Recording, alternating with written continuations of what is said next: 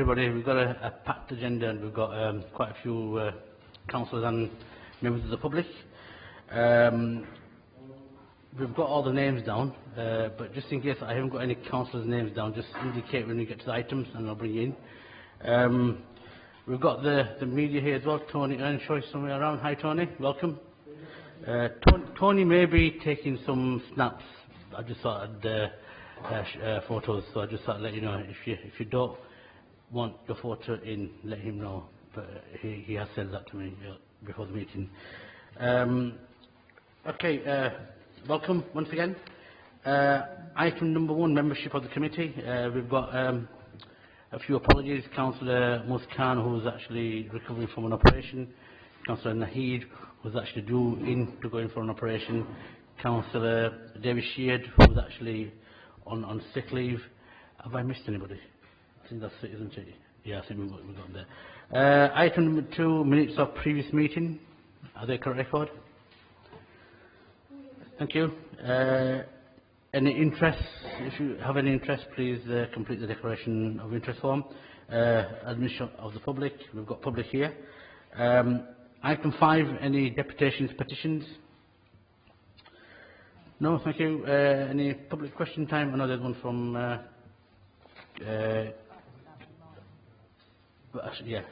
any from the public? They're on the agenda, thank you very much. Item 7, member question time. Councillor Martin Ball. Yes. Thank you, Chairman. On behalf of the Council, you and some officers attended, don't know what it stands for, but the acronym that we've seen was MIPIM, an international property and business event in Cannes in France.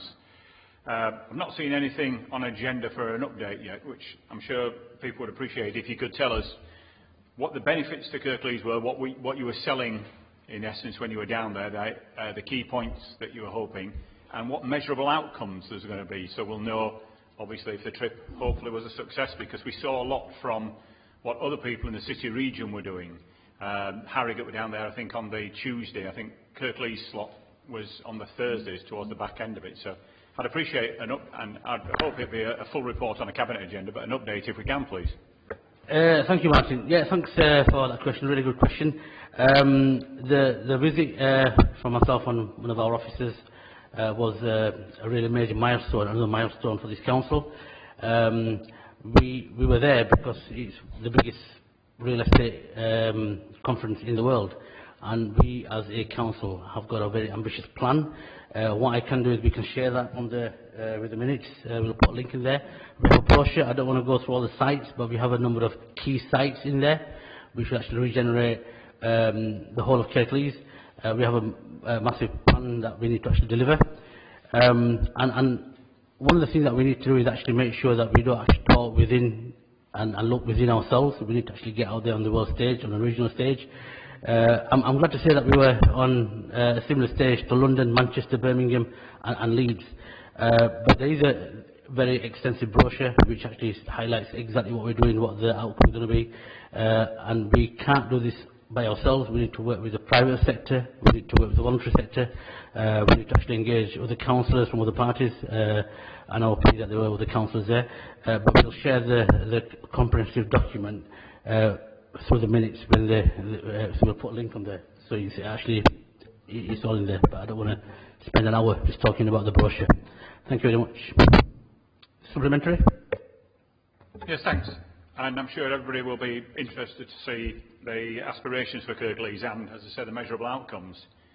That leads on then to another thing which is of key importance to the Council, that on the 17th of January, the Council declared a climate emergency.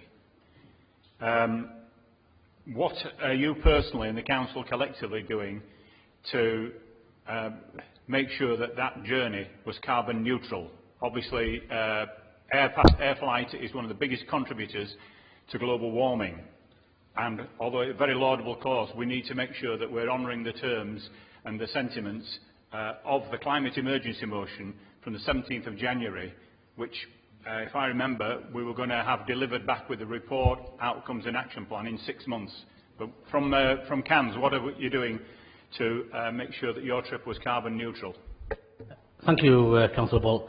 Really good question. But the first thing I would ask you to do is we want to try and make that a cross-party working group, and we've got a representative from every single party, and we will welcome a member from your group, the Conservative group, and if you allow me, I can put your name forward, because we want people like you to actually be on that panel, because your ideas will mean a lot. It's not chaired by a cabinet member. A cabinet member will be actually part of that group, and that group is meeting next week. And you're correct, we have set a milestone of next 6 months to actually bring something back here. But I would ask you once again, shall I put your name forward, Martin, because we need people like you on that panel?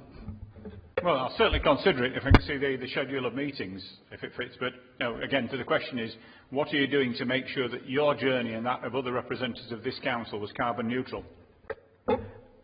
That group has been set, Martin, and once again, I offer you the opportunity to actually be part of it, because I don't want to... Martin, I'm changing the meeting, please. So can you please... Martin, please. I've given you my answer. We want a representative from all the parties. It won't be right for me to actually set the pace of that group. And once again, I hope you can put your name forward. Thank you very much. Item 8... sorry? Oh, sorry, yeah. We've got some parents in the audience, right, from Albury High School. And we're conscious that the item's actually way down, so we're going to bring the item forward, item 20. So is that okay? So that you can then have your say. Okay, Mr. over to you. Thank you, Chair. This report proposes that Cabinet agrees to hold a non-statutory consultation about proposed changes to Albury Community School. This is with a view to making sure that we can secure a good quality school and sufficient provision for all children aged from 3 to 16 years in Albury and the surrounding area in Huddersfield South, East, and takes into account the current and projected need for places across all age groups.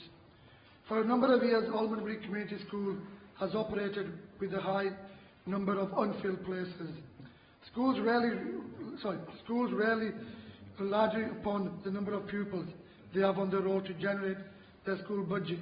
And for Albury, this presents challenges as there are much fewer pupils who attend the school compared to the places that are available. This impacts upon the school's future sustainability and the opportunities to widen curriculum choices, particularly in key stages 3 and 4 are limited by this. The report sets out the current context of existing and future pupil school-aged children that are resident across the Huddersfield South East area, and even when taking into account potential housing growth, this situation is unlikely to change. This means that it would be very difficult in this context for the school to continue in its current form. Following an inspection last year, on the 11th of February 2019, Albury Community School was judged by Ofsted as requiring special measures. Where this happens, a school becomes eligible for intervention, and the Secretary of State for Education would issue an academy order to allow it to become a sponsored academy as part of the Multi-Academy Trust, MAT. The Secretary of State's powers in this area are exercised by the Regional Schools Commissioner. However, the analysis of place planning data illustrates that due to low pupil numbers and the associated budget challenges that present, it would be highly unlikely that Albury Community School in its current form would pass any due diligence process that would be undertaken. This would make it very difficult to find a sponsor multi-academy trust. While one opinion would be to consider a full closure of Albury Community School, the changes that would want to consult about is instead to remove the secondary phase of the school and importantly consolidate and retain Albury Community School as a primary school. This would be with an admission number of 30 places per year in the future, as we believe very strongly that primary provision is needed for the community. For this to happen, the Council would need to work with neighbouring secondary schools to realign the existing Albury Community School secondary priority admission area so that future children have priority for their secondary education in one of the neighbouring secondary schools by King James School changing their catchment area to include the primary admission area of Almondbury Community School and All Hallows Primary School. Newsham High School changing their catchment area to include the primary admission area at Lower Houses Junior and Infant Early Years School. The Council would want to explore the opportunity to work with King James School, which is located in Almondbury, to create 30 additional planned places from September 2020, so that over the time there are additional 150 secondary places at the school, 5 years groups times 30 places. This modest increase in places will ensure there are sufficient local secondary school places available for the future to serve Almondbury area. Recognising these significant numbers of pupils living in Almondbury already attend this school each year. To achieve this, there would need to be a capital investment in the school buildings. Should the secondary phase at Almondbury School be removed, it is proposed that no new admissions would take place into Year 7 from 2020.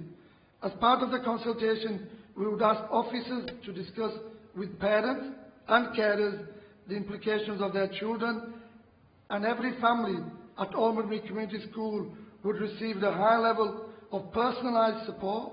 No child would be left without a school place, and the Council would do everything possible to minimise disruption.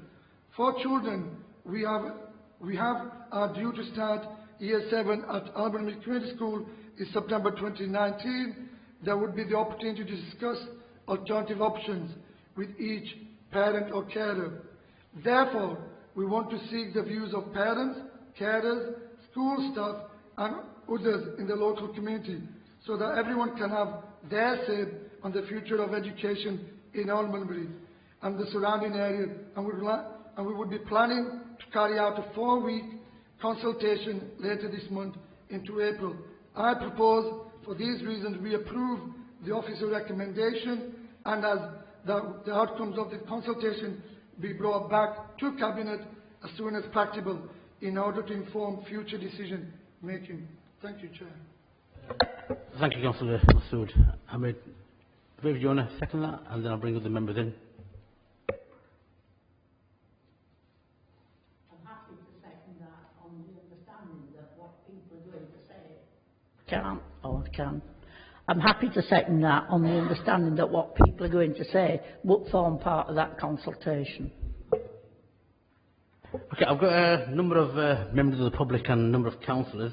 So what I'll do is I'll get the public to speak first, and I'll bring councillors in. And just in case your name is not on here, just indicate to me that you want to speak, councillors. So the first person from the public is Peter Rock.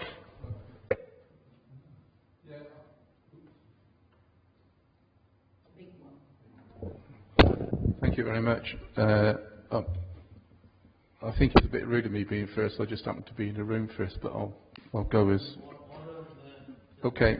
Right, right. I'm chair of Netherall Learning Campus, and we've been shown these suggestions, and I've got a few things to say. Last time I spoke in this room as to Cabinet was about the amalgamation of the 3 schools, where I was trying to assuage the concern about the fears people had about the size of, about the age range. And I brought a little tiny child's top and one that's bigger than me to show the spread of sizes we had at Netherhall. That is successful at Netherhall, and I don't think the age range was an issue. There are fundamentals behind it as well. Right? I also mentioned then the easy bit is the legal bit. The hard bit is to integrate the kids and get the new culture of the school. From our point of view, we've already had rejected an application to take extra numbers. We've got extra space because Ethos left in the summer. And that application's turned down to the effect that kids living Currently at the primary school, living within 100 metres of the school, have been allocated Almondbury. That's just giving you an indication of the numbers and the stress around it. We will be responding to the consultation to the effect that an LC can be part of the solution. But most importantly, I've got a message. Whatever the decision, the pupils deserve significant support during the transition. Many will have been at a primary school that was failing. There's a posher word, but that's what we know what it meant at the time. And in a secondary phase, that has been challenging ever since. They deserve a lot of effort, and I wish you would take that into account. Thank you. Thank you, Peter. I'll bring Masood and Viv and any other committee members that want to talk at the end. I'll take all the questions. So the next person I've got on my list is Patricia Jennings. We wanted to know why we would want to send our kids to King James's, which is already full and overcrowded. Then you're coming into Newsham, which, if you look at it on the report, that's inadequate as well. So how would we want to send kids somewhere that are struggling as well when we're all happy and settled in at Almondbury? There's going to be 1,300 houses built in Wexham, and where they're supposed to be schooled. Has that been brought into consideration as well? I live in Newsham, but will not ever send my kids to Newsham, and they will not go to King James's. I will homeschool my kids before I send them to any of them two schools. Thank you. Mr. do you want to answer that? I think it's only fair that we get that. Thank you for that question. Like I said, there's a consultation process that will take place in relation to taking those points that you've just raised. I'll just like to answer one or two of them. Again, the consultation will look at Newsham, King James, and any other schools in the surrounding area. But the 1,000 homes or plus that you're on about have been taken into account as well in terms of the number of pupils through the GP register. So that is already taken into account before this takes in place as well. So that's already been looked at. But like I said, there will be a consultation process for a period of 4 weeks, and if you still have got concerns and issues, please put them in that. Thank you. I moved my kids to Almondbury because they were getting bullied. So I am not going to send my kids to King James or Newsham where the bullies are. So the only alternative is they've settled in Newsham, so in Almondbury. So do you want to... I've got 1,000 signatures, and I've only been given a week about this closure that nobody's happy about it. Before Councillor Masood comes in, your individual situation, we can talk afterwards and we can sort of see what we can do. In terms of the petition, is it a completed petition or are you still on with it? There is some still going. Yeah, well, don't worry, we can take that into consideration, part of the consultation process. There is a 4-week consultation process that will commence, and every single view will be taken into account, and any individual issues like the one that you've highlighted, which is very, very serious, we can have a chat with you. If you're going to leave before the end of the meeting, maybe Joanne can take the details and we'll see how we can work together. Is that okay? I just want to echo that my sympathies towards in terms of the child being bullied. I mean, I'm not too sure if you're the parent that's emailed me. You're the parent that's obviously emailed me, and I did try to respond back to you in relation to that as well. And I have had an officer look into that, so I'm happy to discuss that as an individual case. But like the chair has just said, if you've got a petition or anything like that, that will be part of the consultation process. Thank you. Okay. Is there any more parents that want to talk? Do you want to... What's your name? You want to just introduce yourself? Hi, about King James getting that more kids in there, which it has got a good report, but it's at capacity now. The corridors are very narrow, kids are being taught in porta cabins, and a lot of kids have to bring packed lunches because the canteen's rammed. So how are you going to intend to get another 50 kids in there? It's an impossibility. Oh, sorry, 150. It's at capacity now. Like I've just said just now, there'll be a consultation process. Masood, I think, Joanne, do you want to just, yeah, we'll bring Joanne and then you can sum up at the end. Is that all right? Thank Thank you. I think, as the report says, that there's work to be done around King James's. If it's to accommodate additional youngsters, absolutely we'd need to look at the physical space in conjunction with King James's Academies Trust. So there's some work to be undertaken, but it wouldn't be just putting more children in the existing footprint. So.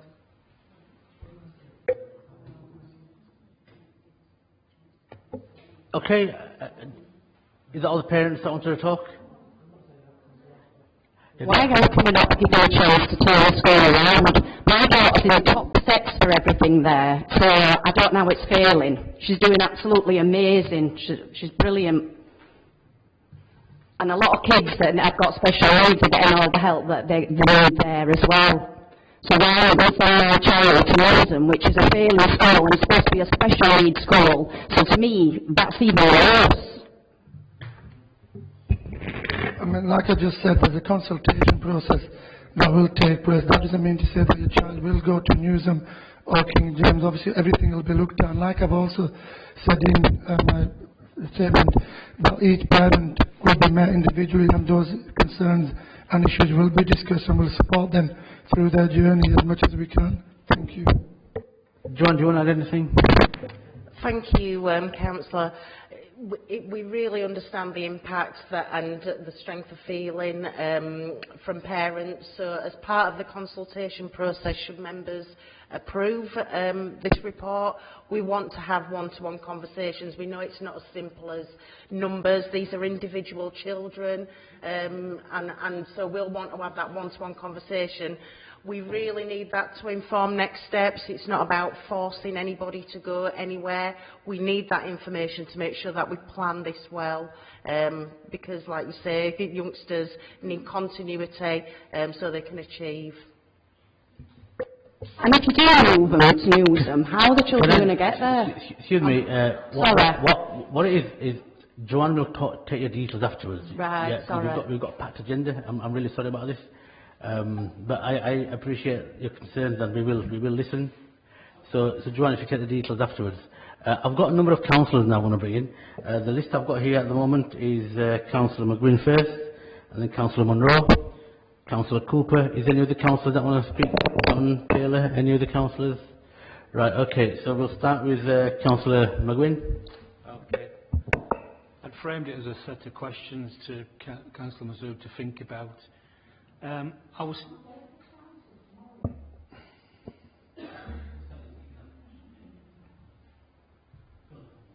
here for the parents, not for myself. Okay. We talked to Joanne Saunders last week, a couple of weeks ago, about the planned consultation, and I asked her one question: would children transferring to King James's be schooled in porter cabins? Now, Joanne said possibly initially, but there was a long-term plan. Now, I spoke to the head teacher at King James's, and he basically said they've got porter cabins at the moment that were supposed to be temporary about 10 years ago. They're still there. He would have to put more temporary porter cabins on the site, and of course, King James's is in Greenbelt land, so you've got problems with planning. Okay? I asked him about funding for, obviously there's going to be a capital investment, and Councillor Masood mentioned this. They base funding for schools on a census in October, I believe.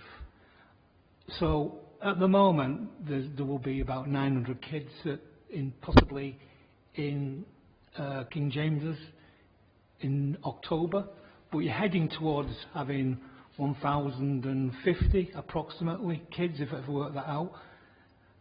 Will King James have been given extra funding for capital investment? I really need to know that for a fact. You need to work that out, whether there will be extra investment given to King James's to help with the building programme, because otherwise I don't see any other way of them managing to do what you want them to do. Mr. Peter Rock mentioned earlier about the kids who were left at King James's after the initial transition. there are going to be kids left in the building.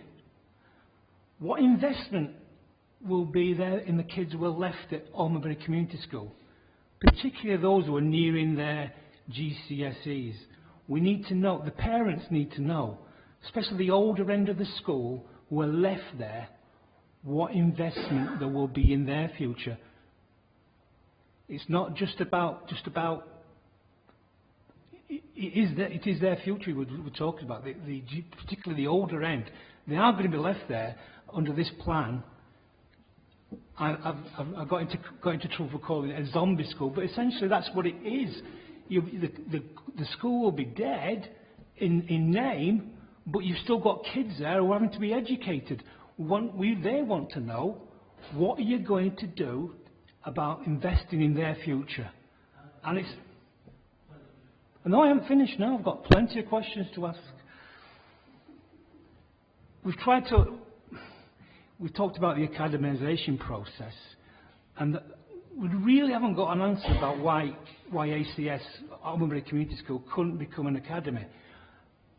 Mr. Rocker has pointed out already, the Almonbury has had one major reorganisation. That was only 4 years ago, when they closed the junior school and made creating Almonbury Community School as an all-through school.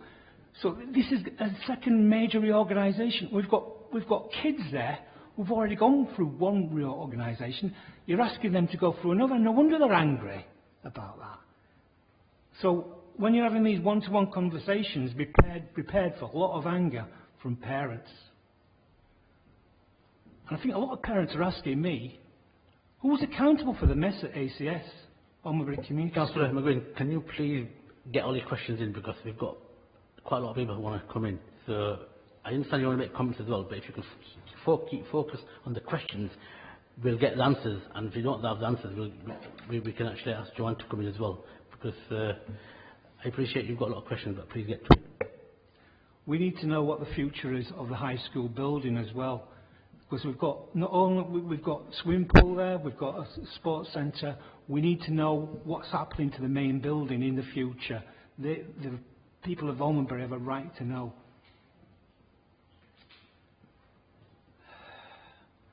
And I'd like to, I'll put this as a question to you and to think about it.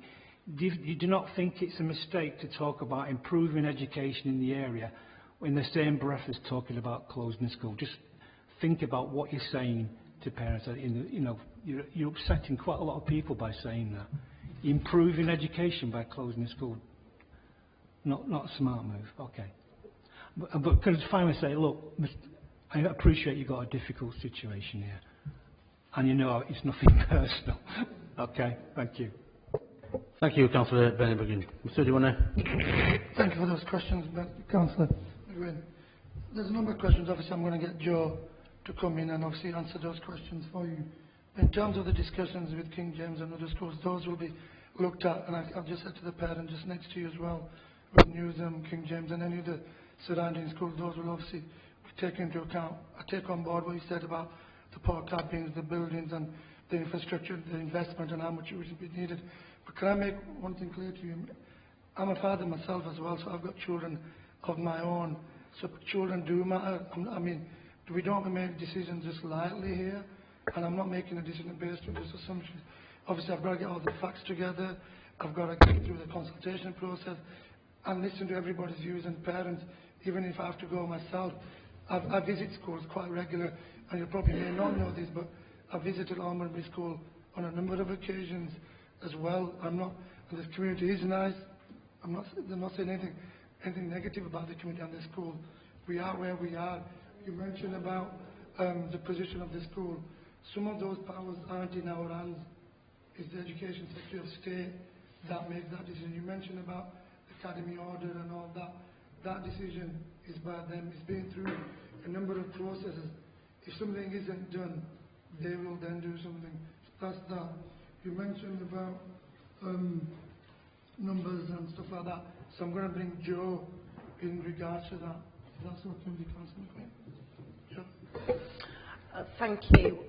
There are a lot of questions there. I'm not sure I'll be able to answer all of them, Some of them aren't within our gift. It's about how well we work in partnership.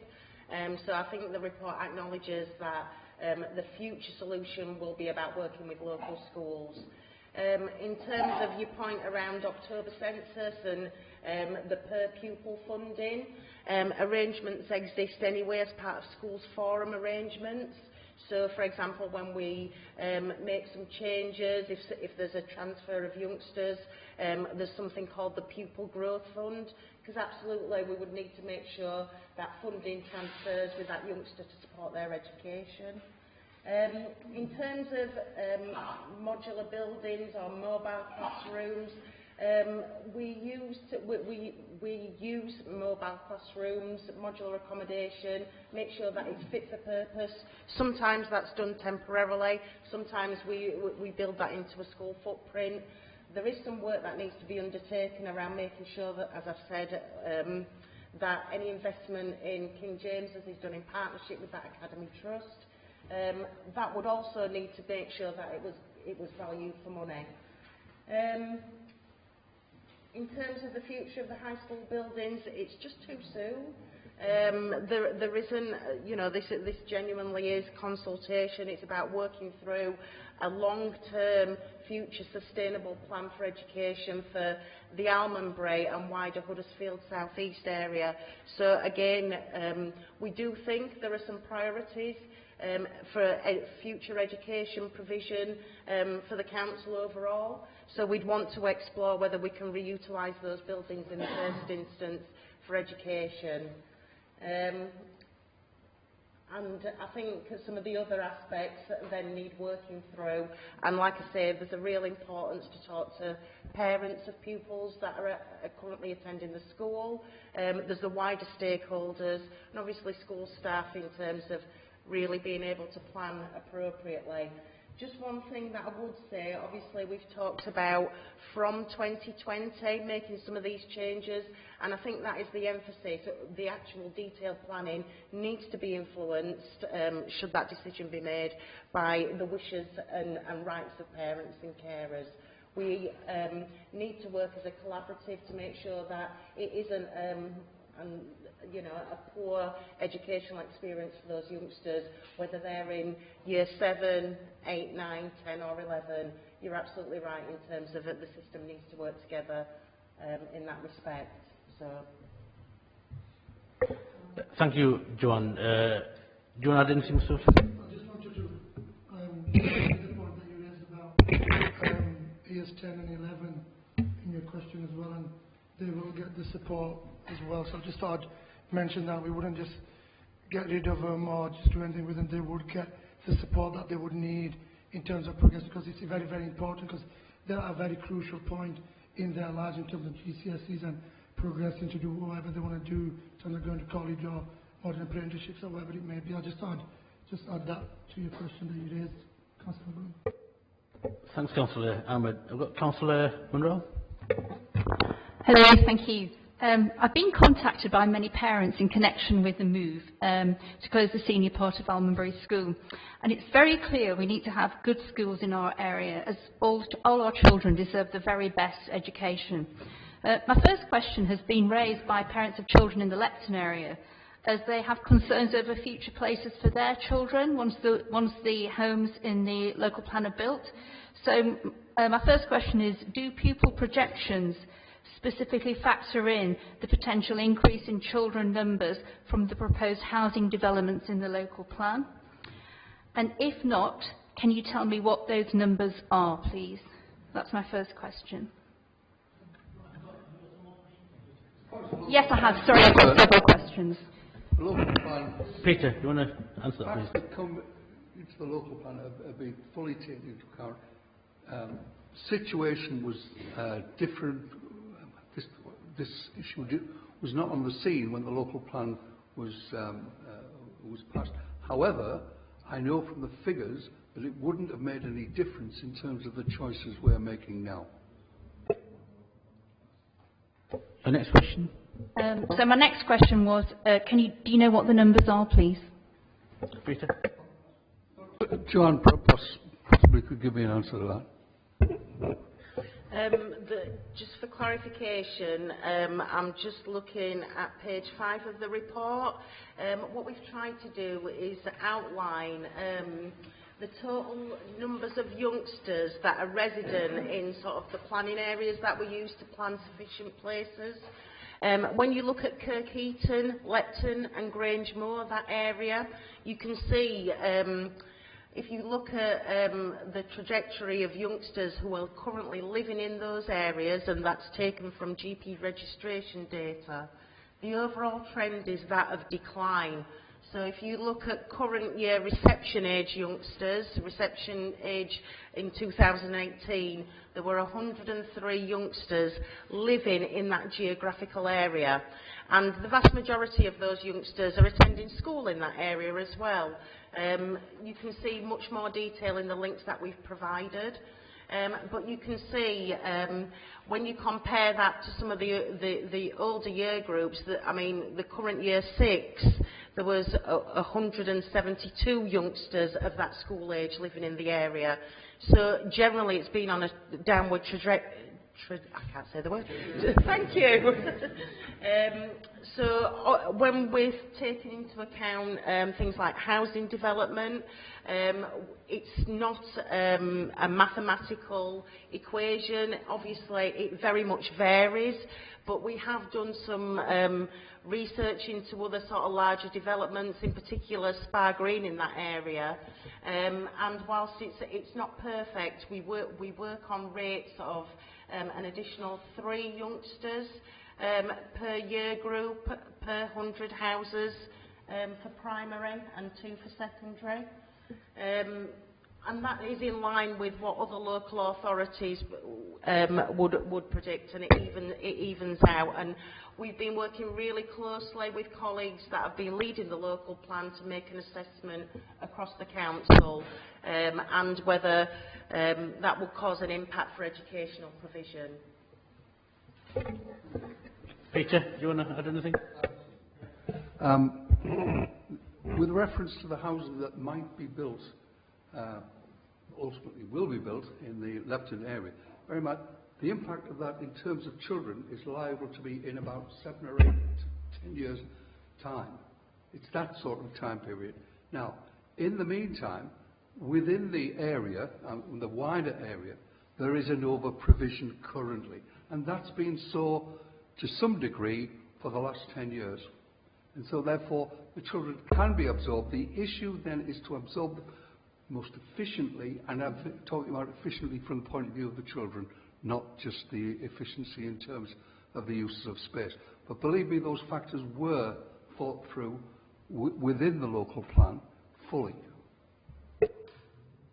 Councillor Munro, another question. Thank you very much, Councillor McBride, but I do know that there was an educational formula that was applied, and in actual fact, when at the local plan, when the education officer attended the hearings, it wasn't clear, in actual fact, whether the schools would be oversubscribed or not, in actual fact. Anyway, please can I ask my next question? Can I just come back on that? It's just really important, whether a school is full or not, is you have to look at where those youngsters live to make an assessment about basic needs. So I'd really like to draw your attention to the information that we've pointed you towards. The worst possible situation will be to have an over-provision of school place, because then that makes more schools unviable and really struggle to stay, I suppose, survive in the current context of funding. So we do take this very seriously, and it has been figured in. Councillor Munro, you're next. Peter, do you want to come back in? Let Peter come back in. With regard to a school, my background in school, I was a teacher trainer for 30 years. I would like to provide an adequate curriculum, you need a reasonable size of school to provide the range of options of teachers to ensure that the kids get the greatest possible range of opportunities. That it becomes critical at some point, and Almonbury undoubtedly is in that critical situation currently. Councillor Munro, next question. Thank you very much. My next question is, Why has it taken a bad Ofsted inspection report before the council have been motivated to take action when exam results at the school have not been good for quite a while, in fact several years? Councillor Ahmed. Joanne Sanders will probably be able to answer that question for you. Councillor Munro.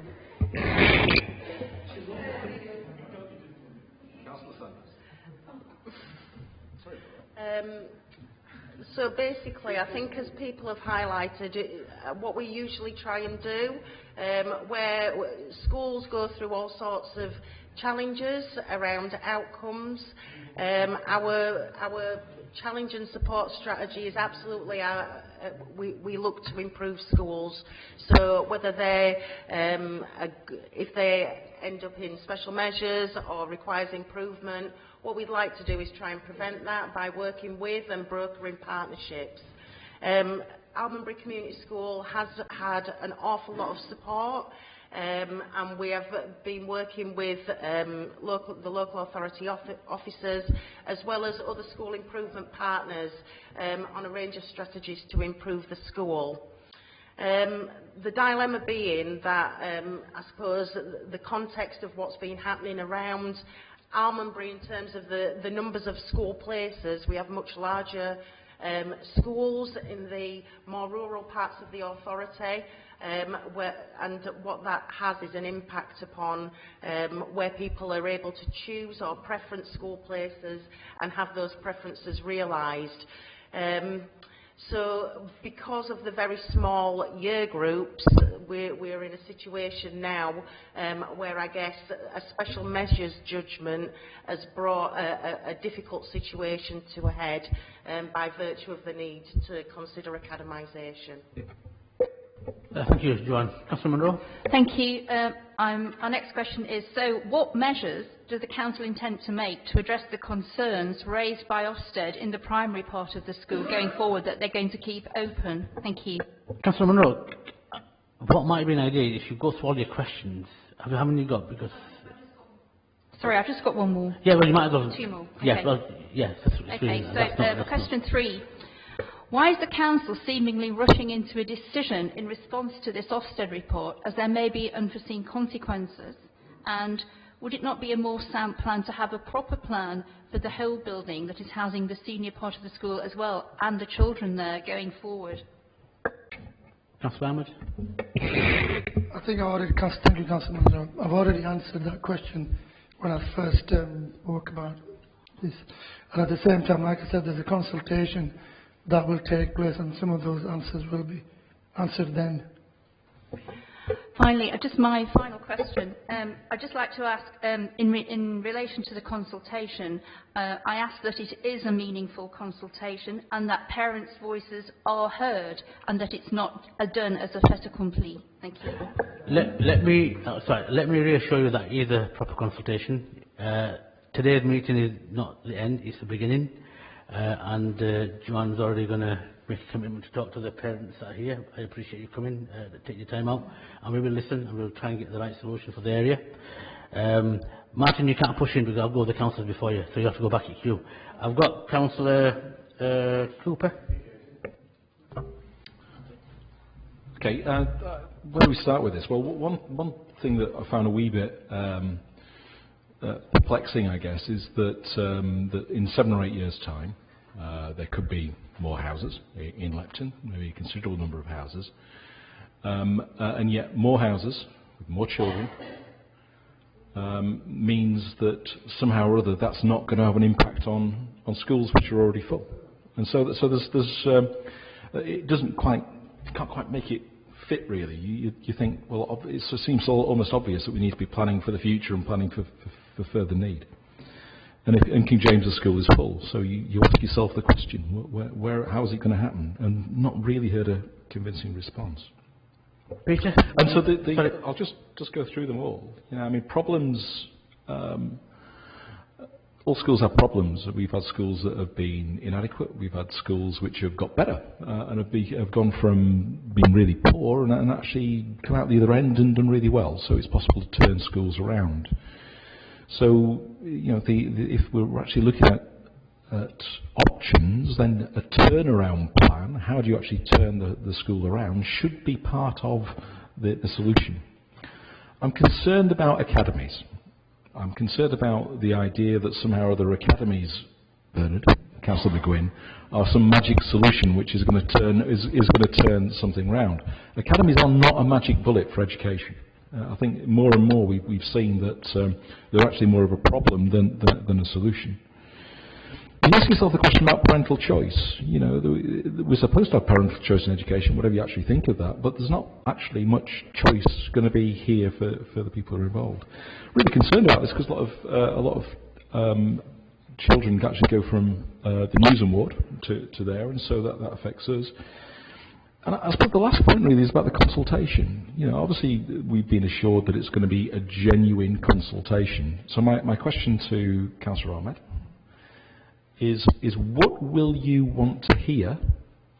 What will actually make you keep the school open? What is it the evidence that you require that will make you go, I've seen this, I've seen the evidence, and I'm going to keep Almonbury High School open? What will that evidence look like? So before I bring you in, but in terms of the housing numbers, we'll get... I've answered your question about numbers. The impact of that, we are talking something like 10 years hence. Meanwhile, and subsequently, from estimates, we have an over-provision in that area. Currently so. Part of the reason the school is failing is size. Irrespective of what else goes on, the size diminishes the possibility of providing the most effective education. That the inspectors took into account, and they were very concerned about it. And knowing the situation, if anything, will get worse. These are critical factors in determining the outcomes. And certainly the additional houses in Lefton are not going to fundamentally change that situation. Thank you, Peter. So do you want to just address the points around problems, turnaround, academisation, parents and choice, and consultation? In terms of the question about the consultation with the families and parents, I mean, that's going to be a robust consultation, and like I said, it'll be a personalised consultation as well, so there will be intense one-to-one discussions with all those parents at that school. And in terms of your question about finding out what is best for that school will come out of that consultation in terms of what comes out really, Councillor Cooper, because at the moment I don't want to preempt something because I don't know what the answer would be from what comes out of the consultation.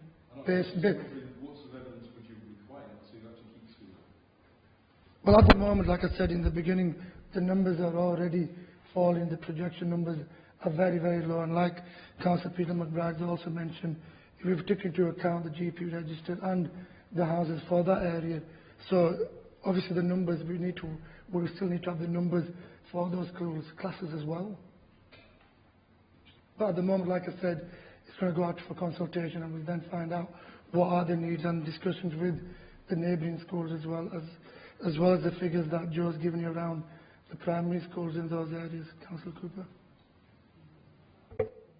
Thank you, Councillor Cooper. Councillor John Taylor. Thank you. Number of questions, but I'll start with a bit of a grump, if I may. This report says that the actual wards affected are Almonbury and that local councillors have been consulted. Yet it doesn't just affect Almonbury, it affects Newsham. It also affects my ward in Kirkburton, yet we haven't been consulted or involved. So that's my grump.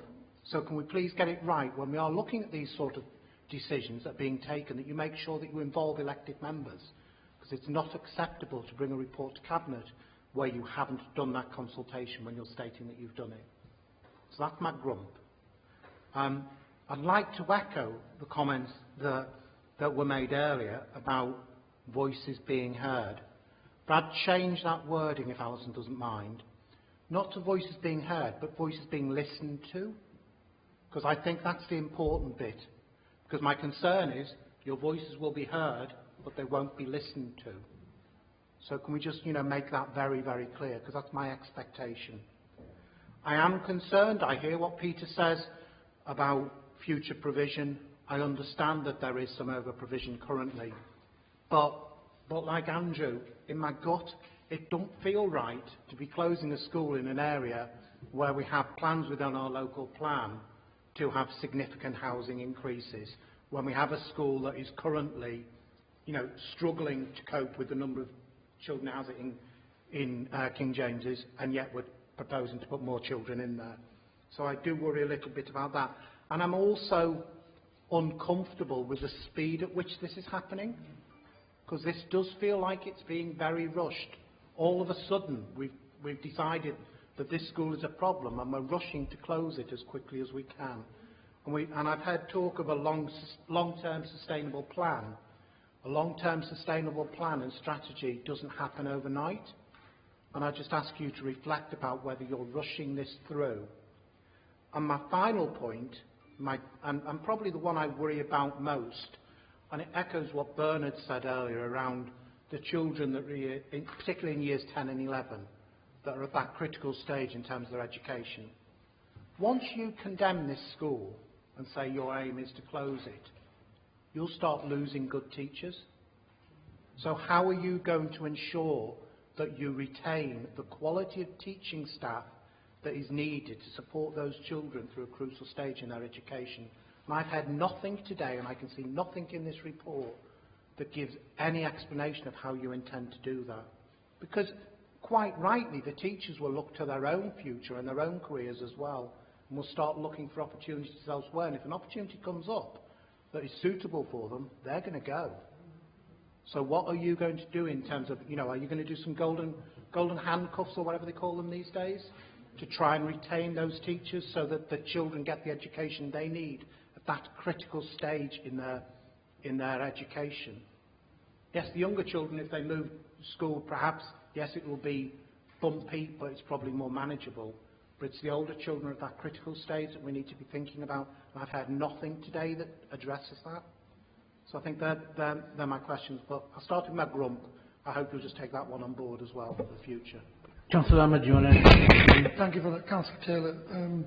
In terms of the consultation, so in terms of the ward members' involvement, obviously, like I said, the consultation, we will have that ward member involvement. So I would urge ward members from your ward, as well as Councillor Cooper's Newsham ward, as well as the Almonry ward members, to get involved with the consultation. And your input is valuable, as well as elected members, because you're community champions for your own community, so you know them far better than I would do. So that would be obviously looked at and taken into account.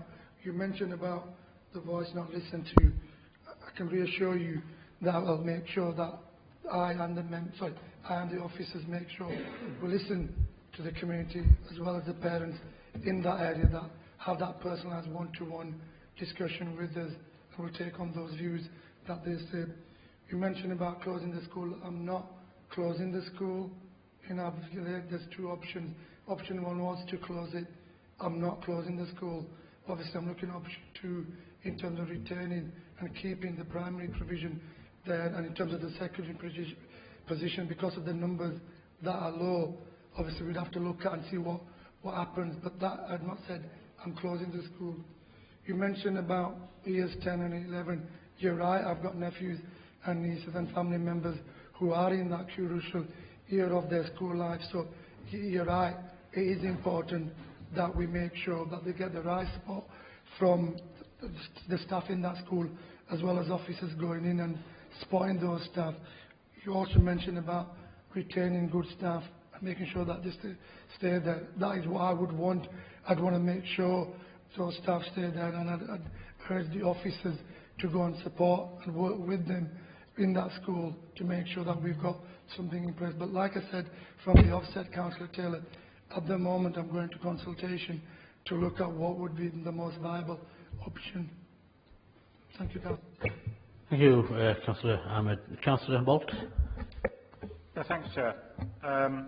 As someone who represents a ward where Cabinet tried to close a school 10 years ago, I have every sympathy with the parents, because it's a hard battle looking after children's education. And Councillor McBride reflected on whether it was 7 or 8 or 10 years before the numbers came through. 10 years on, people in Murfield still feel strongly about the actions of Cabinet trying to close Castle Hall School, so that time is still sensitive. Councillor Taylor had mentioned a grump. That's something that I'd highlighted. I don't think it is a grump. I think it's a major constitutional issue. According to this council's constitution, matters affecting 2 or more wards represent a key decision which has to be notified in advance.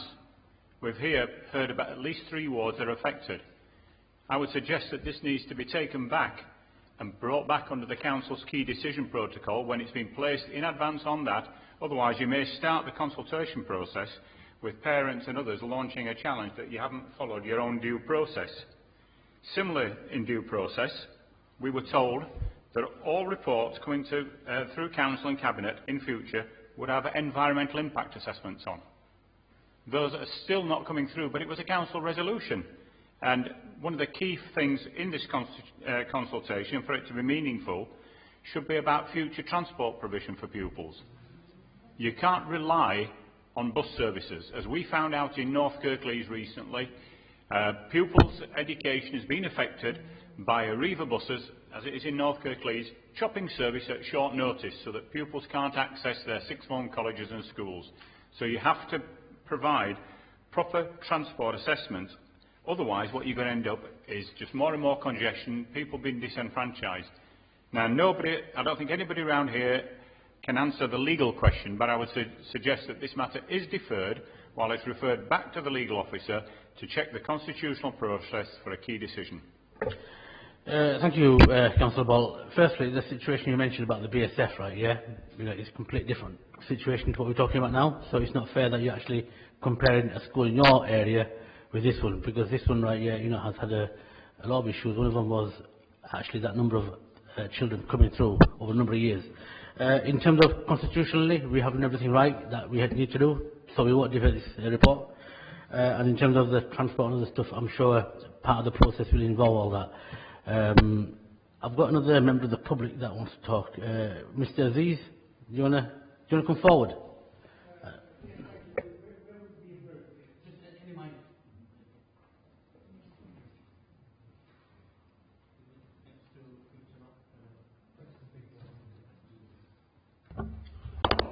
Thank you, Chair and Council Leader Pando.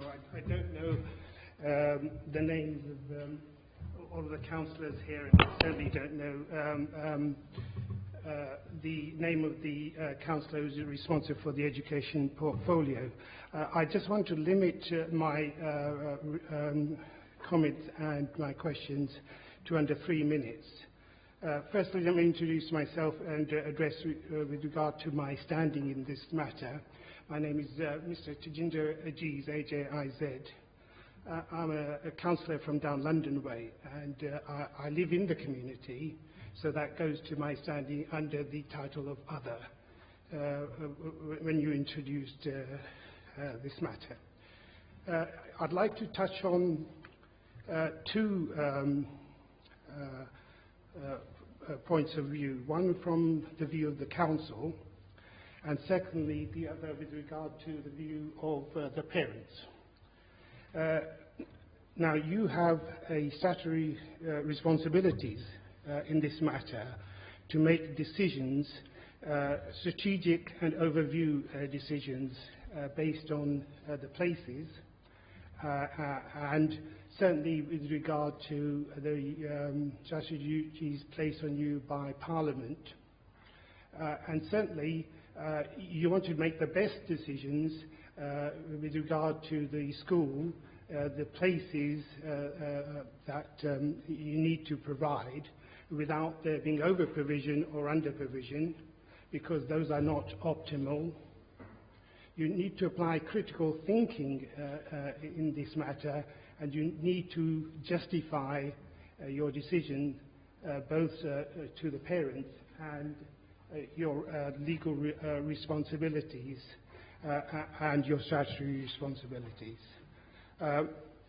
So you've answered this in part, but I would emphasize it yet again, because I have experience of this sort of matter from different points of view. When I was young, I had two schools.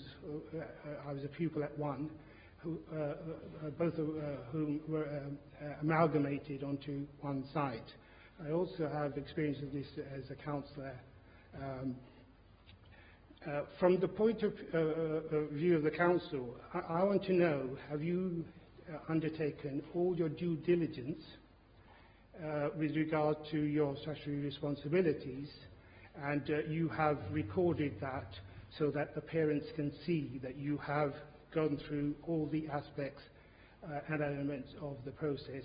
And finally, if I may briefly spend 1 minute with regard to the focus from the parents' point of view. I, like the parents, am concerned at the possible closure of this school, community school, and what it might do with regard to both the provision and the quality of teaching. And I think you want to bend over backwards to help the parents put their case as best as forward, but also other wards that are impacted or affected. And with a view to that, I would suggest that you say to the parents at this stage, and it's on the initial part of the consultation process, any issues of fact that they take, that they are concerned with, they make those known to you so you can answer those specific... You've had your 3 minutes. You've gone to 4 minutes actually. Yeah, very, very quickly. Yeah, there were 2 questions there. One is, have we carried out our due diligence? Yes, we have. And part of the due diligence is the consultation process. And the other was in terms of options. We have 2 options in front of us. The report is very, very clear. It's black and white. And we will continue to engage with all parents, all stakeholders to actually make sure we get the best outcome from our kids. Thank you very much. Can we move on to... sorry, before we move on, right, yeah, are we okay to approve the recommendations and consult and are we okay with that? Viv, sorry, Viv, did you want to say anything, Viv? Are you, yeah, so are we okay to move?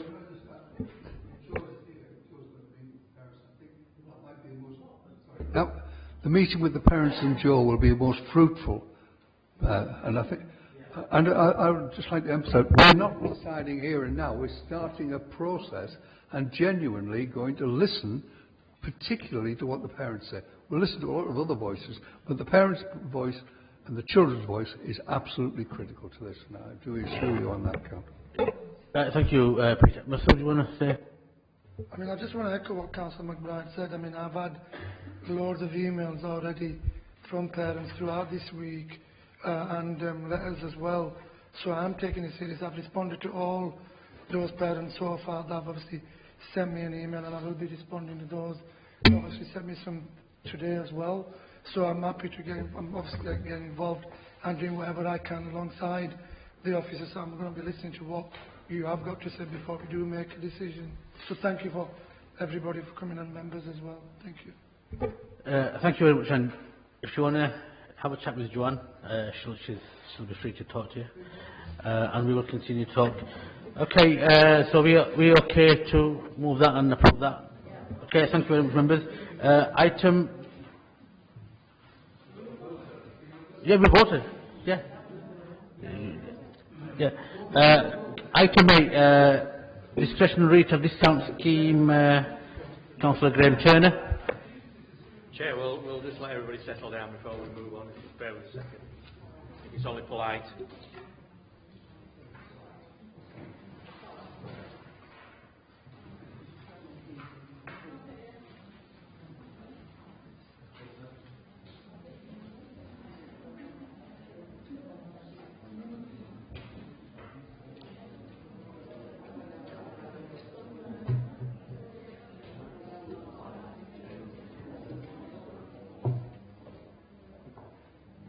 So, Chair, this is the report into the announcement by the Chancellor back in October last year to offer business rate relief to small retail businesses to help support them due to the current national problems within the retail market.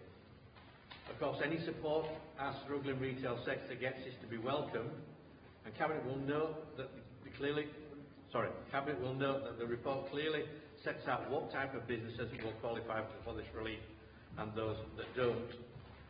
Whilst I welcome this support, my only concern is that I hope that in future years the Chancellor does not decide that this should be funded by local authorities as we potentially move to full business rate retention schemes. Because as we well know, our budgets have been squeezed to breaking point over the last few years, and this would add to the pressures on the local council's budget. Chair, I ask Cabinet to approve this scheme that will help support our retail market and in some small way help keep our high streets vibrant across the whole of the council area. Thank you very much, Chair.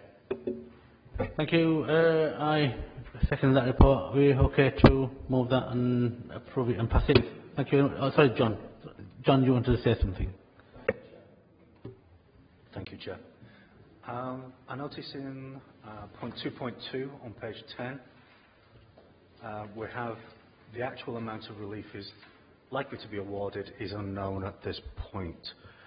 One question is, do we know a range? Have we got ballpark figures?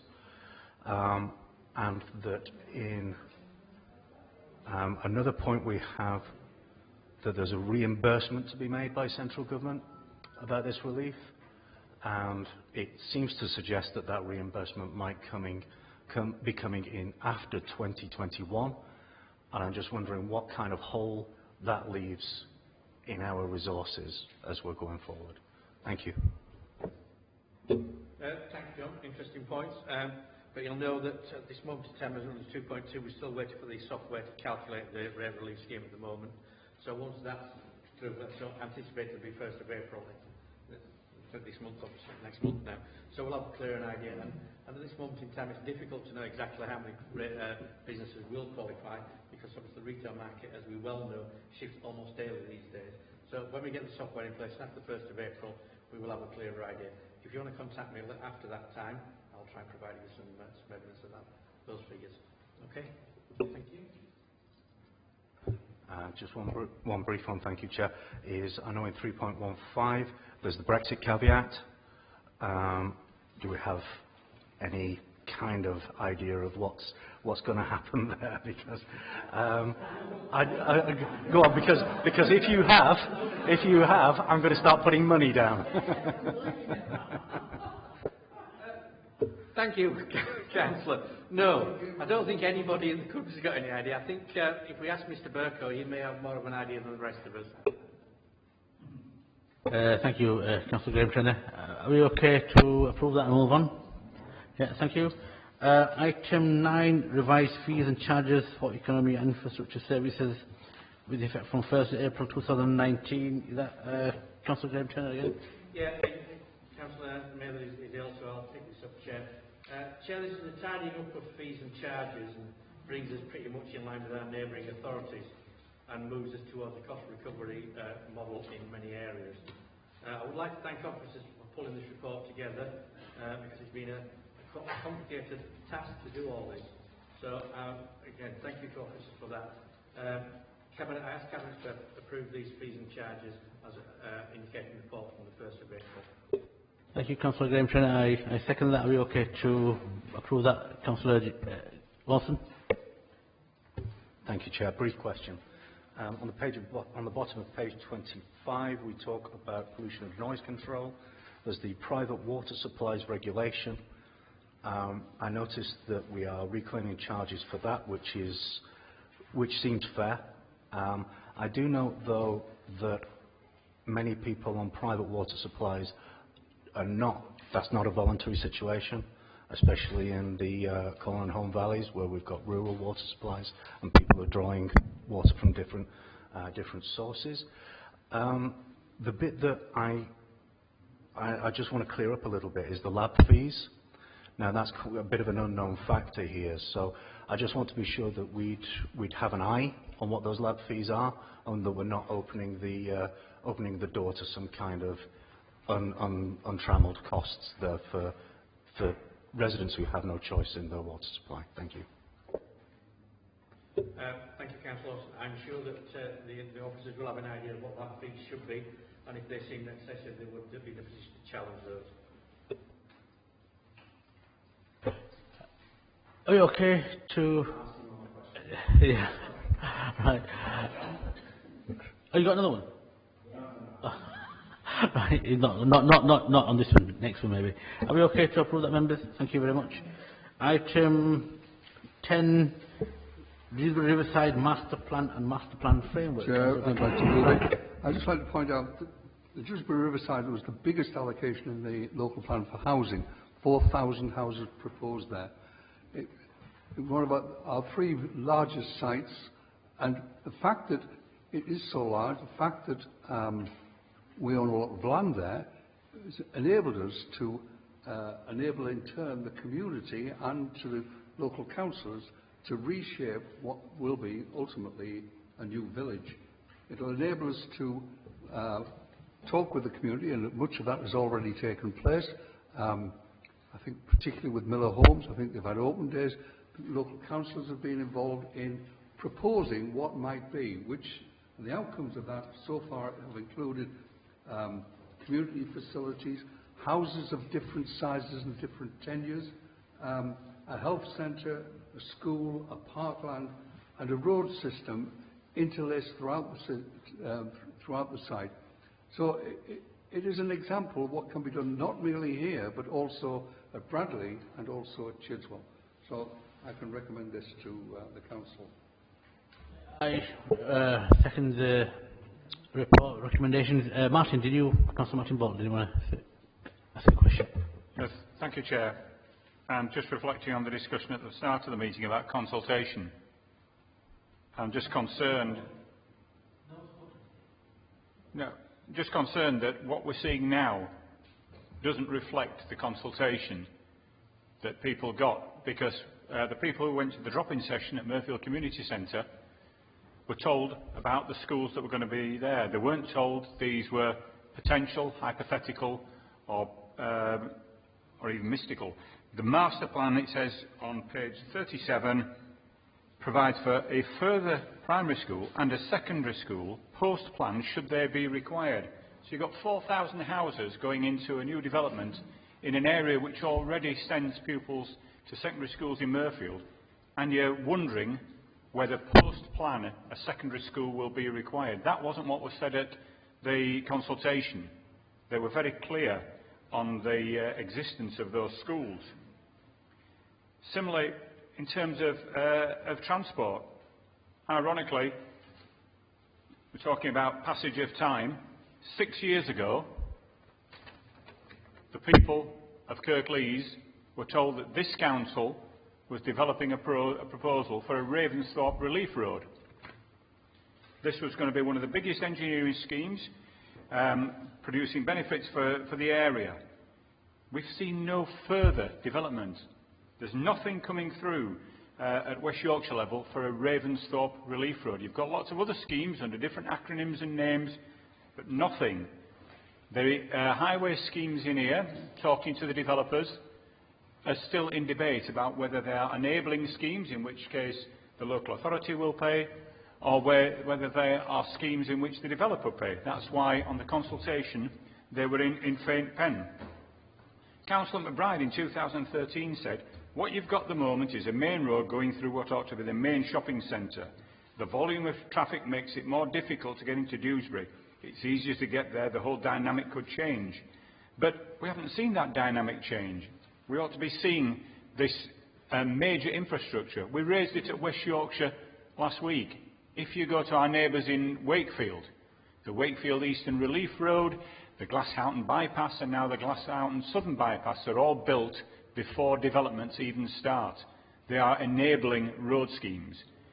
Councillor McBride says we've done that in Kirklees. We haven't got one road scheme which has been built in advance of major development. You take the Riverside, you take Chidswell, the roads haven't been built to cope with it. We then look on page 30, paragraph 1.5. And again, Councillor McBride has reflected on the Transpennine route upgrade. Yet the Transpennine route upgrade, which we will hear about at some time, is in here as an improvement which is going to happen and going to have a benefit. How can something that we haven't had the result of, and we don't know the outcome of, be said whether it's going to be a benefit or adversely affect? Similar, talking about the railway, the consultation showed Ravensthorpe railway station in its current position. There has been talk about moving that. Yet this wasn't out at consultation stage. the artist's impression in here now show Ravensthorpe railway station migrating towards Murfield. But it's in a lovely leafy surrounding. There is no car parking space at Ravensthorpe railway station to cope with the 4,000 houses you're building, let alone any of the other that you're doing. It's all jam tomorrow that you're doing. Well, can we get a word in edgeways now? Can we get a word in edgeways? Right, Peter? You Chair, can, all the come back in. You can come all back the in. rest of you wanted everybody to ask all the questions in one go. I'm quite happy to give you this in bite-sized chunks so you can absorb. There's a lot of stuff there, Martin. You know, so let Peter at least Right, answer Martin, it. you extended the meeting at West Yorkshire on trivial issues for to double the time for 2 hours on Friday. Don't repeat the exercise. The critical issue point you're making is have we planned the road system and road structure for the future and other transport facilities? As far as the station's concerned, we do know Network Rail have been to talk to Cabinet and said there is going to be a new station, and they know where it is. We are not deciding where the new station is. Network Rail are deciding. As far as the roads are concerned, we have the money from West Yorkshire to develop the North Kirklees Orbital Road, which will take pressure away from there. And bear in mind, when we talk 4,000 houses, they're not going to happen overnight. There'll be 2,000 within something like a 7-year period, and then the other 2,000 will be beyond that. So we've got to take all that into consideration. Additionally, there's money being allocated, and again at our behest, for an improvement of the A644 to recognise the additional pressures that will be on that. With regard to a link to the A644, the money for that will be forthcoming from SIL and from Section 106, the details of which recognise there will be ultimately determined. There is every intention of creating a road there, but you will not get that proposed until the planning, detailed planning, is put forward at a planning committee. I think Councillor McBride in this chamber once had a very direct response to somebody who said something like that, but I won't use that.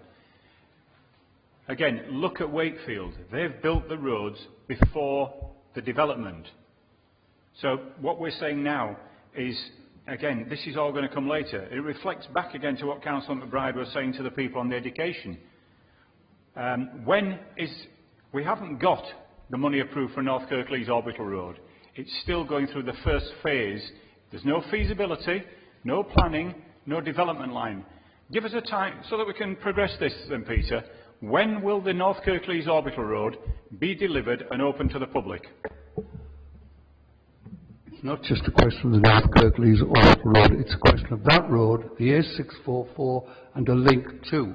The presumption is the money spent will be on the link to the A644 and to an improvement of the 644 in the short term. The North Kirklees Orbital is a longer term proposal which takes account of the completion of 4,000 houses. In other words, this is a process and it's staged and it is planned not by me but by expert engineers both here in Kirklees and at West Yorkshire. And believe me, they have thought it through and it is fully planned. I think a little better than you can, Martin. Thank you. I've got other members that are coming, well, but just.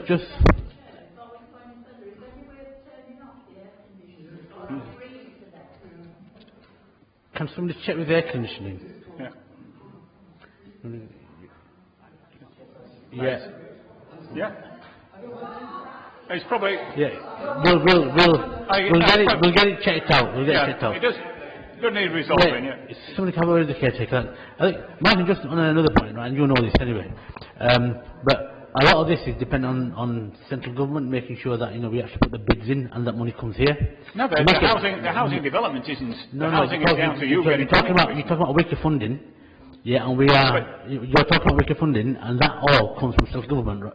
So basically, right, all the evidence I've seen, we put all the evidence in there, and we are at the mercy of central government. We're not. We are. Look, Martin, let's not. According to your master plan, Did you want to come in?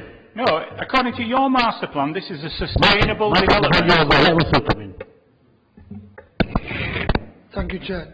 I welcome this report. As a Dewsbury South Ward councillor, I've been involved with the consultation in terms of attended a number of the consultation events that they've had in the Dewsbury South Ward, and we've had about 250 plus at each of the events, and the feedback from what I picked up from residents and people that actually don't just live in that community, people that came from outside looking for new homes or heard about that there's going to be a development and wanted to know a bit more about it. Came had a good session with the developers and the people that were there to support them, and I think each event, like I said, had about 200 and odd people that came down. Yes, there is concern, and even as a ward councillor, I even raised concern around infrastructure, and like Martin Councillor Bolt just raised about schools and both primary and secondary, and that is built into the plan in relation to, like Councillor McBride mentioned, about the projection of the number of houses over the period of years, and it also depends on the families, is it young families, is it old families, and the children. We don't know exactly who we're going to get at this moment in time, but like Councillor McBride said, it's 250 odd houses per year, and then that will give us an idea. But yes, I do agree with what Councillor Bolt says in some respect about the roads and the infrastructure, and that is a concern for me, but I've been reassured by the developer as well as the officers. That will be something that will definitely be looked at as an instant in terms of making sure we get that right first. So I'd just like to endorse what has been said. Thank you. Thank you, Councillor Ahmed, for that input. Councillor Cassie Scott. Yes, thank you, Chair. This is indeed good news, not only for Dewsbury South, for Dewsbury. It's going to help towards the economy in Dewsbury and moving things forward. There is a desperate need for housing in Kirklees and across this country, and that's something you cannot deny. And infrastructure will be built into the planning process and everything. And as of today, there's 14,270 applications waiting for housing in Kirklees social housing. So, and that's not in the private sector, that's ours alone. So unless we tackle this head on, like we've made that commitment over the next 5 years, what we're going to do as a council, we can only support this. So I welcome this. I think the people of Dewsbury will. It'll help towards the economic structure, and it's part of the vision of the North Kirklees growth zone. So who could, deny that? Thanks, Cassie Scott, for your input. Councillor John Lawson, did you have your hand up? Thank you, Chair. Brief point, and it's possibly more about the delivery framework than the actual document in front of us, but I know that in its mention in the delivery framework that there's not much mention of our own infrastructure as a planning department and about the team that would be used to deliver this and the strains that would put on the rest of our planning department and our ambitions for the local development plan that has been adopted. So I just wanted to sort of just explore with you what's been done to kind of strengthen and enhance those staffing levels. Thank you. Kathy, do you want to say something? I did raise that question myself, John, and it is an important question. There is commitment for the planning department, for officers and other resources to enable this to happen. So I have been reassured on that, but I'll get a written response to you and all so that you have got that information. There are a group of officers working not merely on this, but also working on the overall Dewsbury master plan, and they will be committed to this area in various numbers over the lifespan up to the point of planning approvals in detail. Martin, one last question. And you can talk to me afterwards all night if you want, but well, we've got the meetings to go to. If you want to come to Murfield Town Council, you'll be welcome. I'm sure they'll give you a warm reception when this is on the agenda. Reflecting again, let's start looking again at the highways. Councillor McBride has placed a lot of reference on the link road, which is going to go out through Fir Cottage Industrial Estate. But on all your documents in here, page 35, for example, on 2.323, the master plan shows 3 points of access from Ravensthorpe Road, Forge Lane and Leeshall Road. It does not show any access from Low Mills Road on the new bridge, and that's repeated several times. So the key enabling highway development, this link road, isn't down in the master plan. I would also again urge that Cabinet should cross-reference what it says on page 41, 2.63. Authority is sought for the Council to receive local growth fund. But then, when you go across to your recommendations, the officer recommendations, is to note the grant submission. There is a difference between noting a grant submission and seeking the authority. I would suggest that the recommendations, is 6.2 and 6.3, need amending, not to note those grant submissions, but for Cabinet to approve that. Otherwise, all you're doing is saying, yes, we've seen that, and you're not giving it the authority. I assure you all the processes are in place to affect the master plan. And as far as the detail of that road structure you're referring to, it will not get detailed planning permission unless that infrastructure is adequate.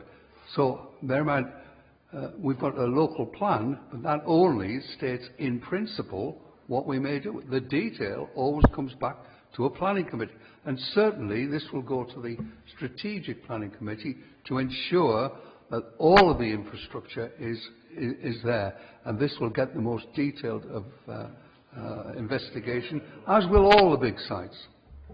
Thank you, Councillor McBride. Let's move on. Are we okay with that report? Are we approving it? Thank you, members.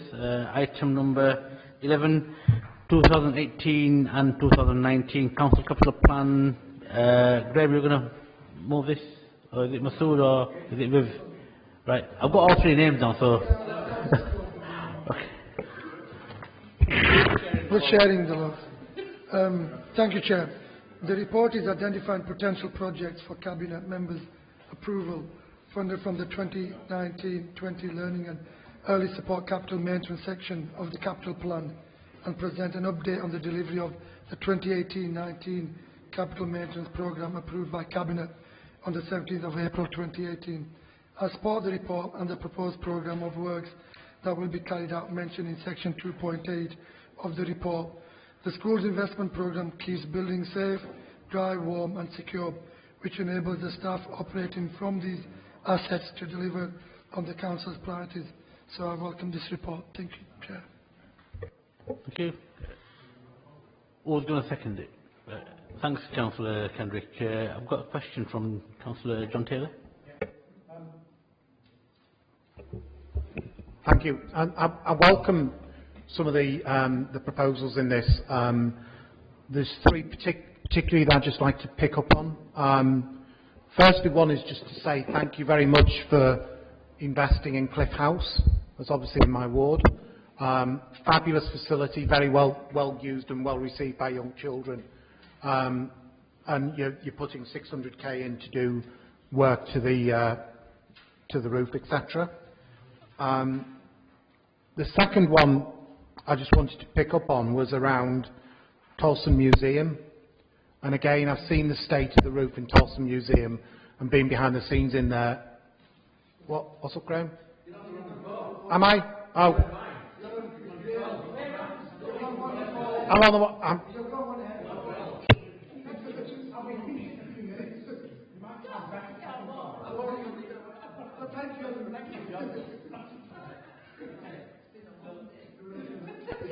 So are we okay with that report? We move on to item 12. Item 12, Corporate Landlord Asset Management Investment Plan. Chair, this is a report that covers our capital investment for corporate landlords for the coming financial year. A full list of the projects is contained within the report, and as is usual with the capital investment report, it does cover a number of buildings and varying schemes. I would, however, like to point out £1 million investment in fire safety. This is obviously to ensure our residents are as safe as possible, and £1.7 million to replace the crematorium at both our crematorium, which is the subject of a previous cabinet report. This will make them more efficient and will ensure that they meet the highest standards to protect the environment. While these works are carried out, there will be some inconvenience for the public. However, this will be kept to the absolute minimum.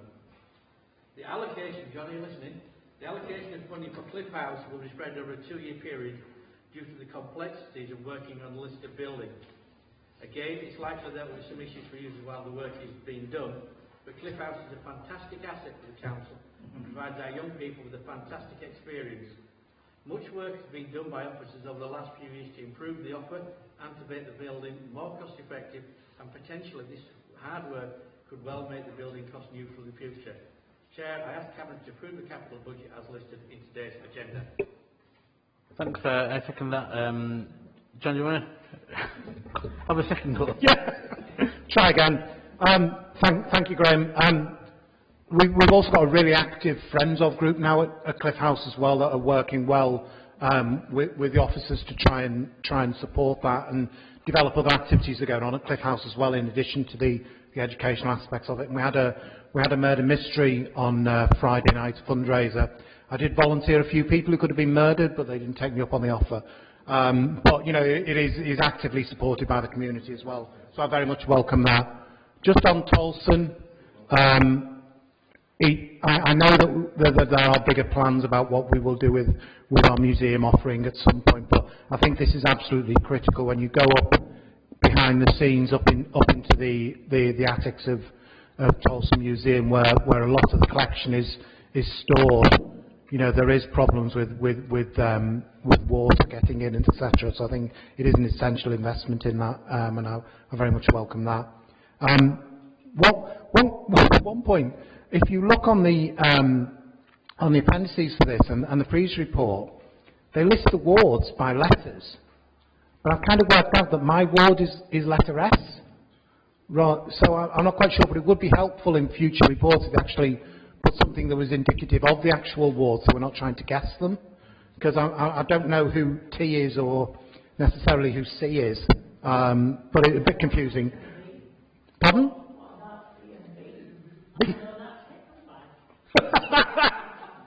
So I have no idea where I have no idea where it comes from, but it's not necessarily helpful.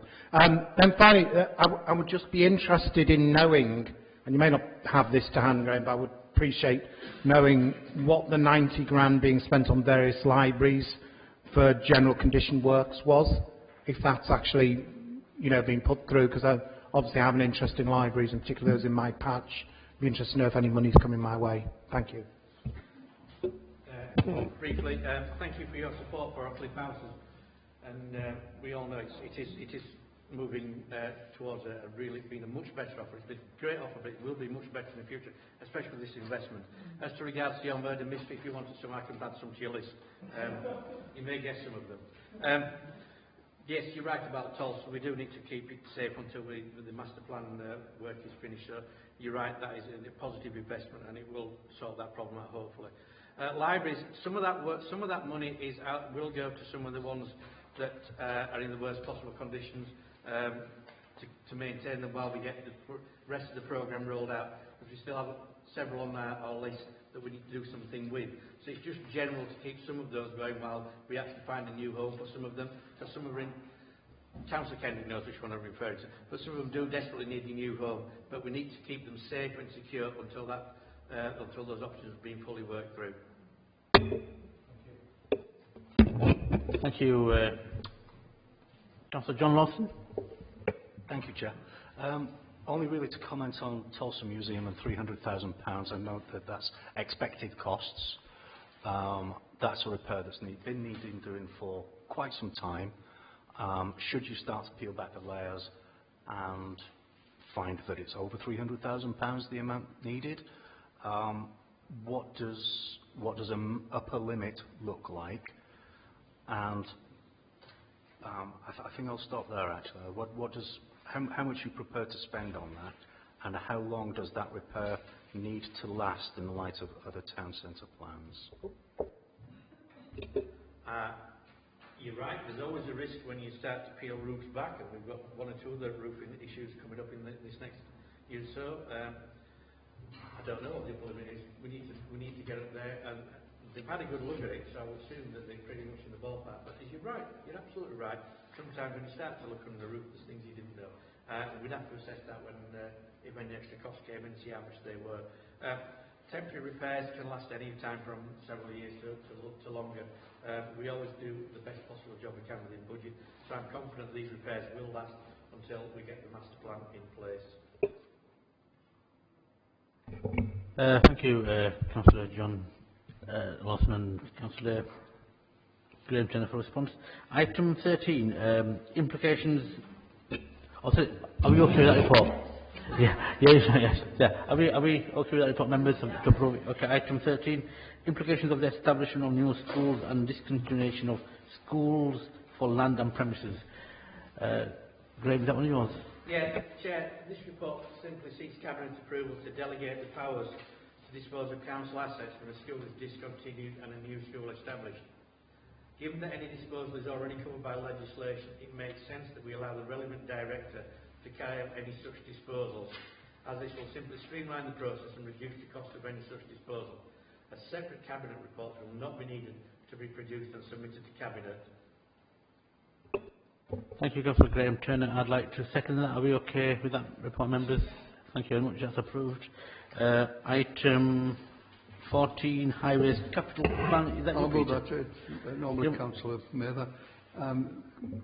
Chair, this is a modest programme for maintenance, partly funded by central government grant and also by local borrowing. It's hardly sufficient to meet the needs of our A, B and C roads, and certainly insufficient to meet the needs of unclassified roads. What I would further object to is the fact that money we do get made available to us is often the result of a bidding process. Bidding process, some you win, some you lose, and this is true of every local authority. And of course, you can imagine the amount of time and effort wasted on bids that prove unsuccessful. And I would add that most of these bids, from wherever they're coming, are relevant and adequate, but only half of them ever succeed. Thank you. I'd like to second that. Martin, do you want to second it? Answer to a question. You've got a question. I seconded it, but you're going to ask a question in like 5 seconds.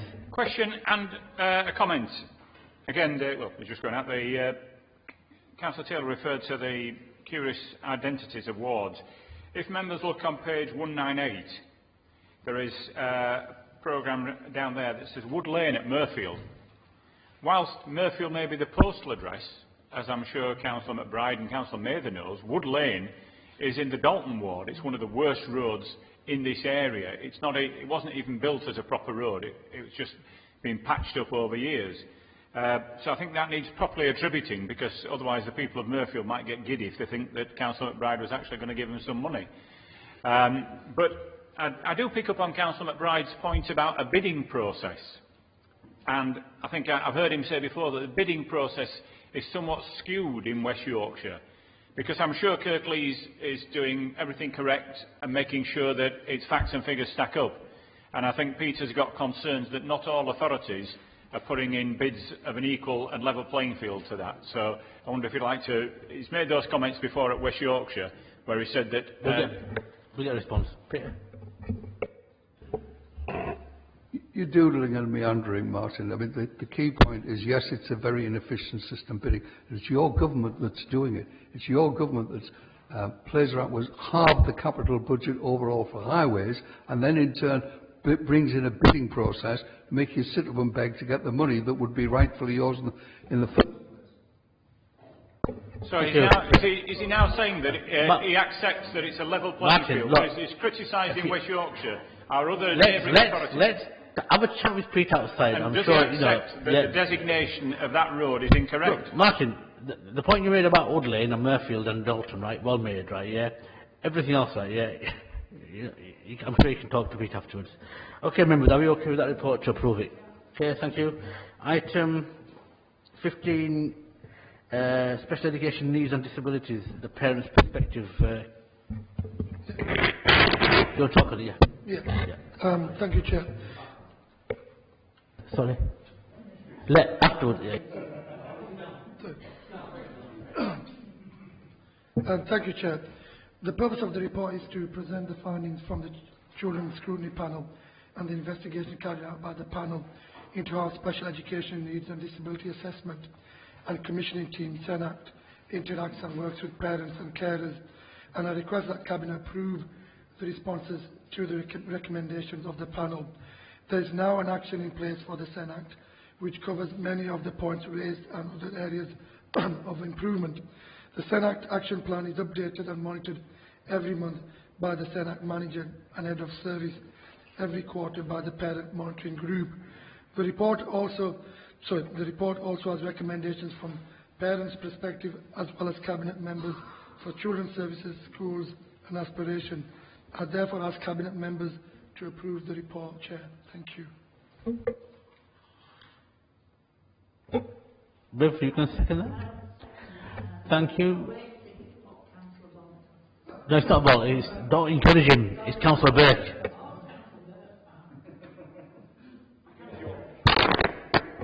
Thank you, Chair, for giving me the opportunity to speak on this. Just wanted to offer some background to the work of the Children's Scrutiny Panel leading up to this piece of work.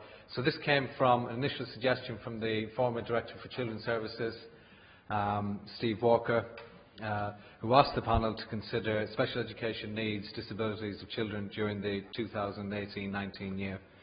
Members of the panel met with parents involved in the SENAC process to gain feedback on their views and involvement with the service. The panel were made aware of this service and that the service felt that this was an area that they could improve, and the panel sought to assist the service in this respect. A number of meetings were held with members of the panel and the SENAC team to review the service readiness for the Ofsted inspection expected to take place within the next 18 months. The panel collected the views of parents on the support available and the experiences of the SEND process and the practices in place. The panel wished to acknowledge that the service was already making huge strides in improving its relationship with parents. The panel's findings reports include 14 recommendations which are broken down into 4 main areas: service standards, effective participation, parenting courses and timescales. There's an action plan, as you can see in the back, attached to the report, which includes responses from the Cabinet members. And if approved following Cabinet today, the panel will consider regular updates from the SENAC team to ensure that the agreed recommendations are implemented. Thank you. Thank you. Councillor Carber, you want to respond, Councillor?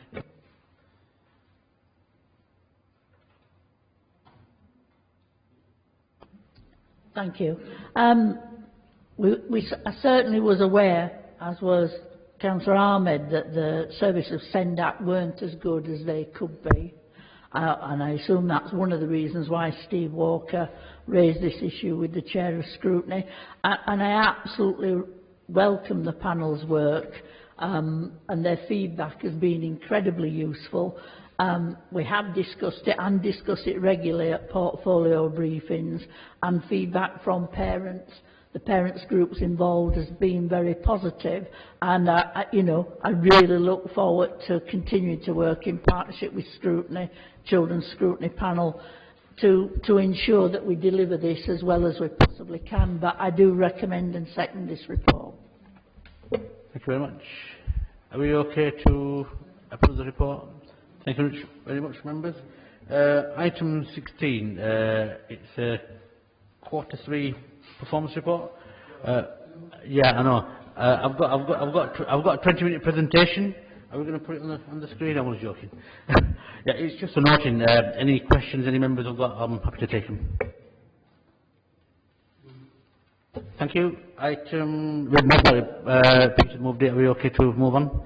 Item 17, Corporate Financial Performance Monitoring Report. Councillor Graham Trainer. Yeah, thank you. This is Q3 Financial Monitoring Report. As Cabinet will know, we had a predicted overspend of 1.1 million at year end. However, given the progress over the last few months, I'm reasonably confident that we will end the financial year within budget. Given the challenges we still face with increases in demand for services in many parts of the Council and what was a very challenging budget for 2018-19, it's clear that officers have worked really hard to ensure that they are kept within budget. You yet have delivered some much needed service for our residents. Chair, I ask Cabinet to approve this report. Thanks very much. I will second that report. Councillor John Lawson, do you want to ask a question? Thank you, Chair. Yeah, just one slight point on page 258, 136, I'll read if I may. Earlier this year, central government announced a national funding pot of 56.5 million for local authorities to help with Brexit preparations in 2018-19 and 19-20. Kirklees' allocation of this funding pot is 210,000, 105,000 in each year. It's allocated to actually protect our most vulnerable and will be held in reserves in the first instance. Now, I think my question there is, what kind of resilience does £105,000 buy us? My suspicion is not a lot, but I would like to ask the cabinet that. Thank you.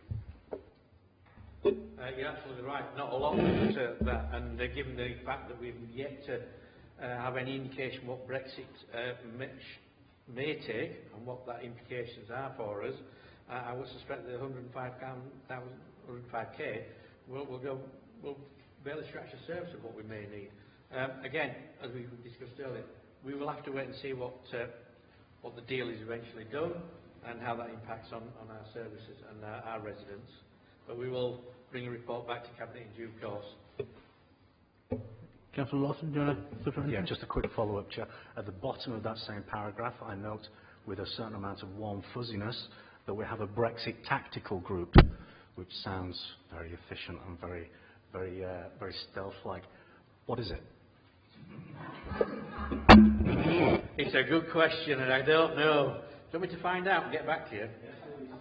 It's very tactical and it's very stealthy, and it's doing exactly what the rest of the government is. They've probably got no idea. Yeah, you want to run it, Sean? Thank you, Councillor Graham Turner. I'll tell you what it is, right, yeah, in terms of what the government is doing, what local authorities are doing, what the NHS is doing, but it'll take about 15 minutes, so but I'll leave that for another day. Are we okay to approve that, members? Okay, item 21. Sorry, not 21, sorry, 18.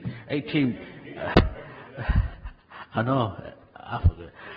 Item 18, playable spaces strategy. On behalf of Councillor Mather, and she wanted to comment on this, I'll just give a broad brush introduction. It's a rationalisation of space, equipment, an attempt to provide a diversity of opportunities throughout the borough, and it's about the most effective use of managed open space.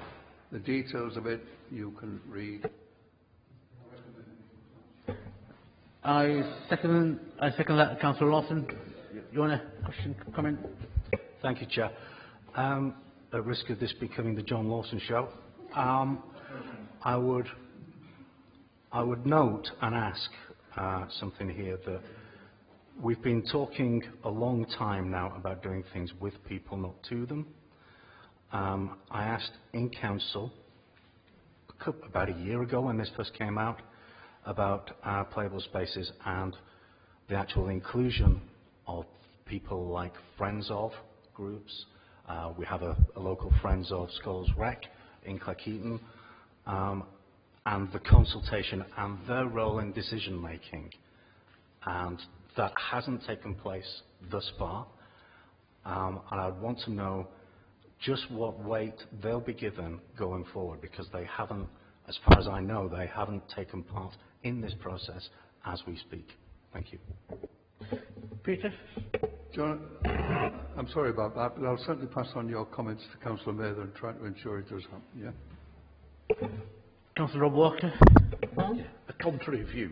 I thought the consultation actually was very good, certainly in our ward, in Combe Valley. The meetings were good, they were very well attended. Park, close to where I live, we actually had an event on a Saturday where lots of parents and things came along with the children, and officers came along and spoke to them and gave out questionnaires and things. I was impressed with that, but I had got a question anyway, that I think at this next stage it is really important that we go back to communities and talk to them about what the implications of this are and how it's going to be implemented, because I think the consultation was fairly general. We will need to know the specifics and what it means for us. Thanks, Councillor. Well taken. Again, should go back to Councillor Mather and to Rob Dolby, who's been the sort of architect of the whole programme. Thanks very much. I've got Councillor Bolt, who's going to say the consultation has been even better than Corn Valley. Me? Are you going to say the consultation has been Confusing outstanding? me with somebody else. Now, I've got concerns about the new strategies, the types of play areas we've got, the leaps, neeps and laps. Previously, we used to work under what was called a 6-acre standard, where children of different ages had certain distances that they were expected to go towards a playing area. If you look at the map on page 357 of Murfield, a planning application with 166 houses, the play area on there, the developer managed to convince the planning committee not to put a play area on the site, but to give that money across a landfill site, through a housing estate, and onto one of the doorstep play areas. That's not building communities. That's not helping young preschool children have places to play in their area. We should be having these play parks within housing estates. Yes, as they get bigger, the offer can move. But no, well, if you don't want people to play in the area that they're growing up, it's very dangerous for preschool children to travel these distances of 3/4 of a mile and things, particularly, as I say, when you're going over landfill sites. I don't think it's safe. Martin, in your ward, if you want play areas in the actual built environment, right, where the houses are built, great stuff. It's not worked in my area. We've got so many problems, right? Yeah, you need play areas, but you need to make sure that you put them in a place where people don't get inconvenienced. It's not working in my area, but I take your point. A general comment. The planning committees are going to be informed of this strategy, and to enable them to take account of the very points that you make, the tendency for sometimes for developers to say they'll give money just for a play area with no thought really about where it might be or whether it's appropriate. Is it going to be maintained? This is referred to in the document, but I think it's important to remind planning committees they've got a duty of, what should we say, of responsibility in approving those contributions for Section 106. Councillor John Lawson and Martin, and we'll move on. Thank you, Chair. Just to pick up on what Councillor Walker had to say about the consultation process, I agree it was of a high standard, and I think probably a lot of good information, a lot of good intel was extracted from those consultations. Just to clarify, my question was actually about decision making in relation to what we all agreed with, this council agreed with in the Democracy Commission recommendations, that those groups should be involved in decision making processes as decision makers, and that's kind of, I just reinforced that point that I was making there, and going forward I'd really like to see that in there. Councillor McBride has reassured me, so I just wanted to make that point. Thank you. Thank you for the clarification.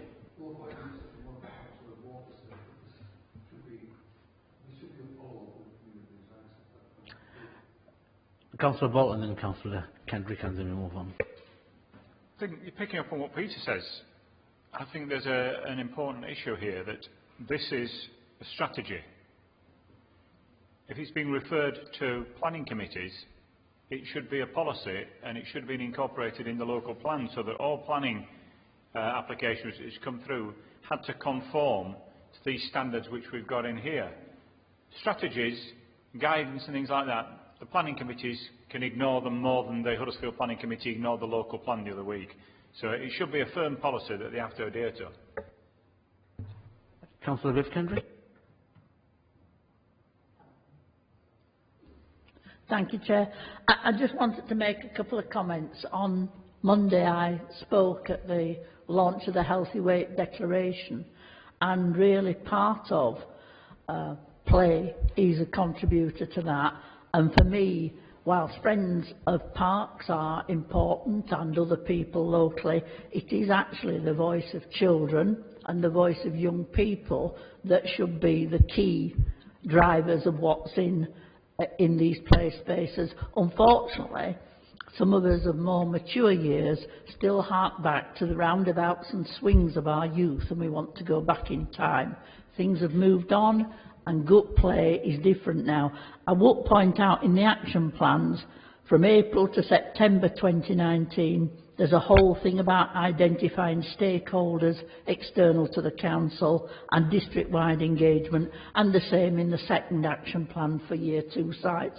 But I do think one of the things that was done before was, I think, talk to the youth council. That's one avenue, but certainly children in schools, children in local areas should have a voice in this. Thank you, Councillor Riff-Kenrick. Are we okay to approve All this these report? comments will be I'll pass back to Councillor Miller and to Rob Dolby. I'm sure she's watching at home and taking note. Okay, we agreed to approving that report. Thank you very much. Item 19, draft Kirklees preventing homelessness and rough sleeping strategy. Councillor Cassie Scott. Thank you, Chair. The Government's Ministry of Housing, Community and Local Government has said all local authorities are expected to develop local strategies to show how they will prevent and reduce homelessness and tackle rough sleeping in their area. Strategies are to be reviewed and updated by winter 2019 and published on the local authority's website. Kirklees Council's Preventing Homelessness Rough Sleeping Strategy covers the period 2018 to 2023. It's been drafted in response to the Central Government's directive.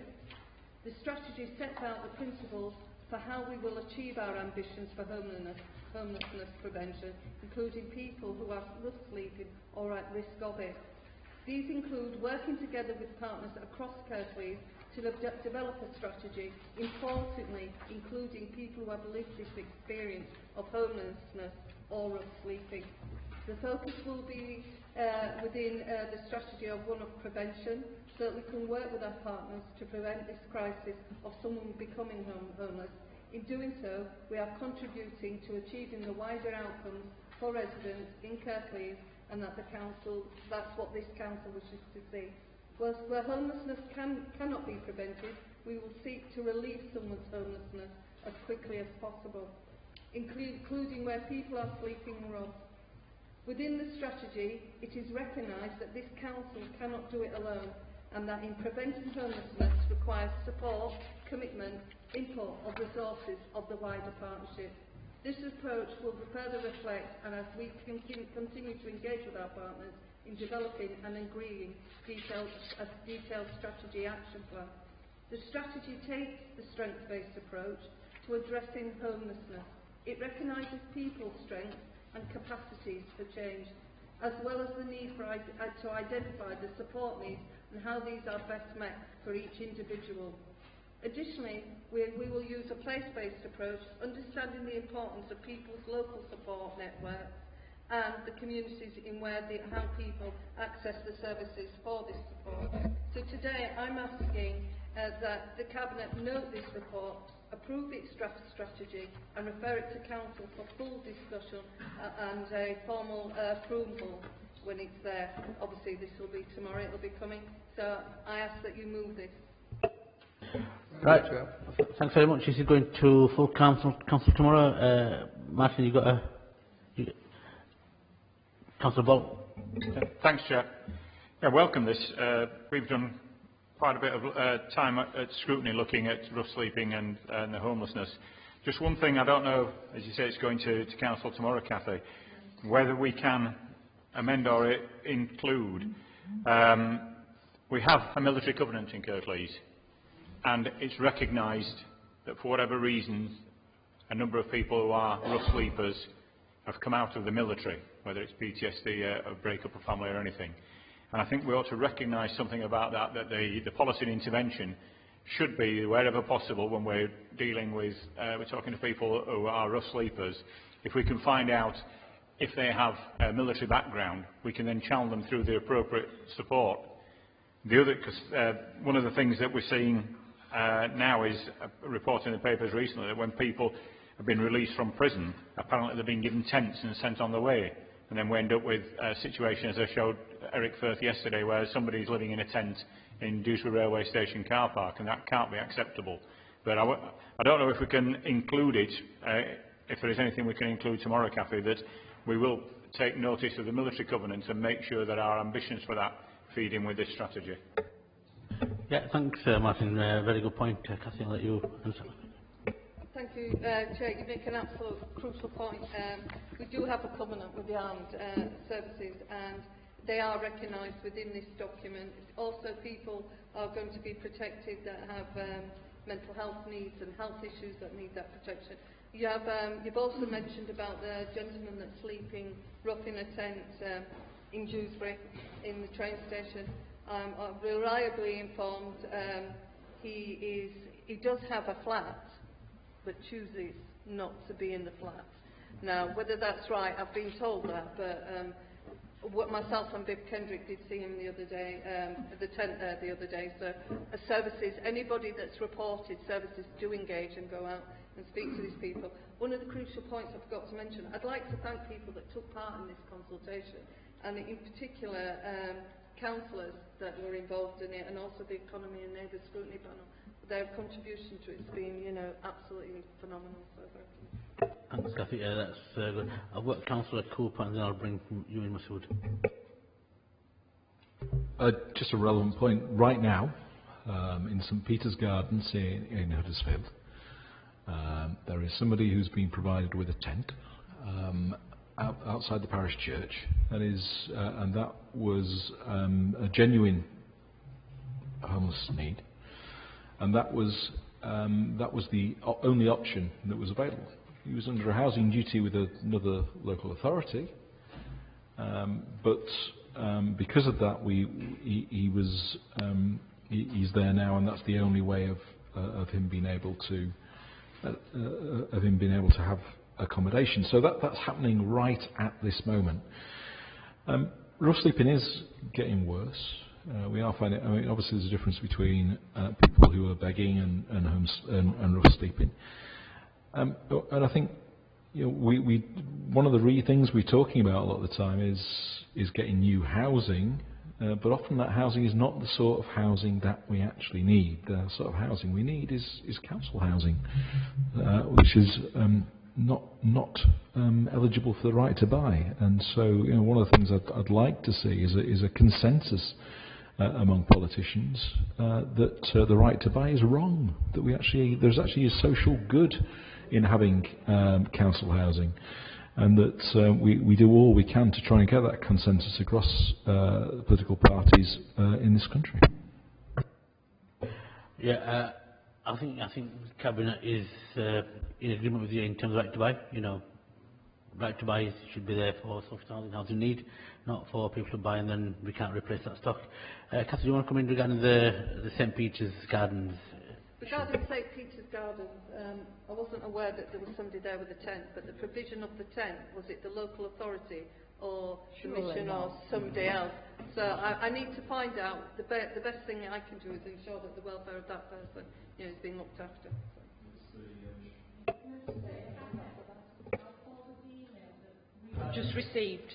We've just received an email, so I'll forward it on to Kathy now. Councillor Ahmed? I just want to support the report that Kathy's obviously presented, and goes back to the question that Councillor Bolt just raised about veterans and servicemen. As the Armed Forces Covenant Chair, I'm going to pick that up with our members at our next board meeting as well, and make sure that we've got something in place in regards to that. Councillor Bolt, thank you. Thank you. Are we okay to approve that report, members? Thank you very much.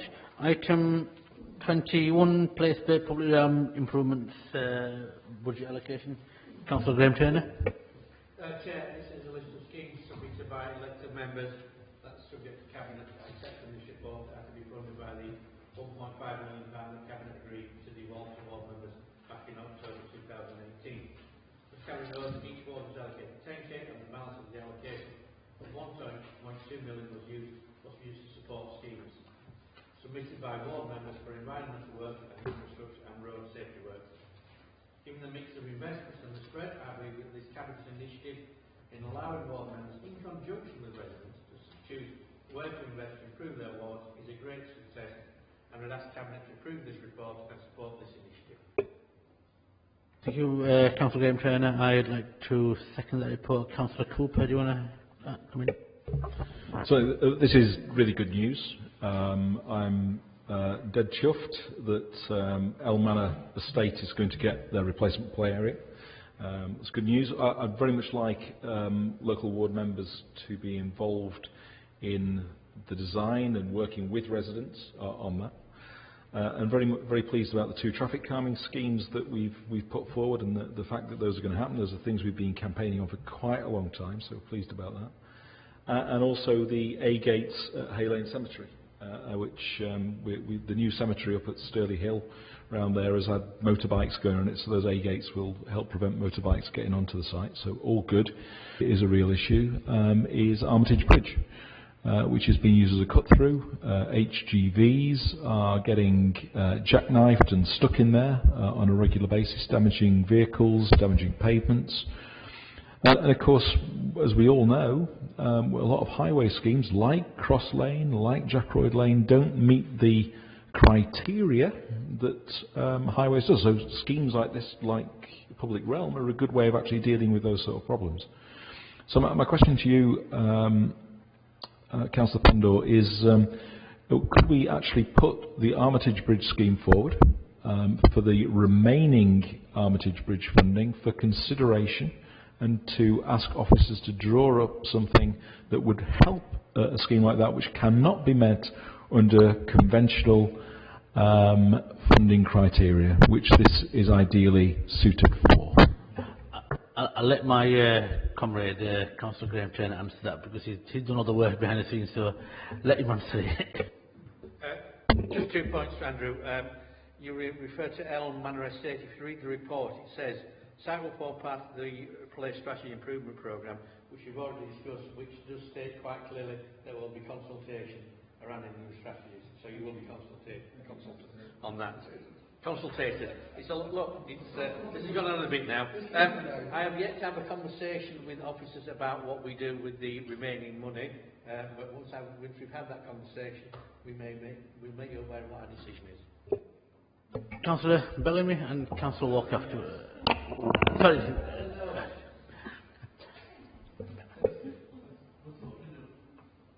Thank you, Chair. Really pleased to see that the Marsden Railway Goods Yard scheme is in there with the skate park. That's actually a group of young people that came together a few years ago, set up their own group. They've worked really, really hard. They've raised quite a bit of money themselves. This rest of this money means they can actually put that spade in the ground. They can get that skate park going. They'll be really, really pleased. So I'm really, really pleased. We've been working on that now for well above 4 years. So I'm really, really pleased that that is there. And the Roch picnic site, I'm absolutely well pleased about. Yeah, so thank you. At least you're really, really pleased. That's really good news. Councillor Rob Walker. Yeah, I want to really just reiterate what Councillor Bellamy's already said. It's very heartening that the scheme for the skate park in Marsden has gained support, and as Councillor Bellamy says, this has been a fantastic example where a group of young people have come together. Some of them who were getting themselves into trouble beforehand and have become really responsible citizens. They've come along and spoken at meetings and things, been very impressive. So it's very good to see that this is happening. The Slathwaite picnic site is really important as well. It's been well used, but it has deteriorated, and it will form an important point along the canal towpath when hopefully that becomes the Combe Valley Greenway. Okay, Councillor Viv Kendrick.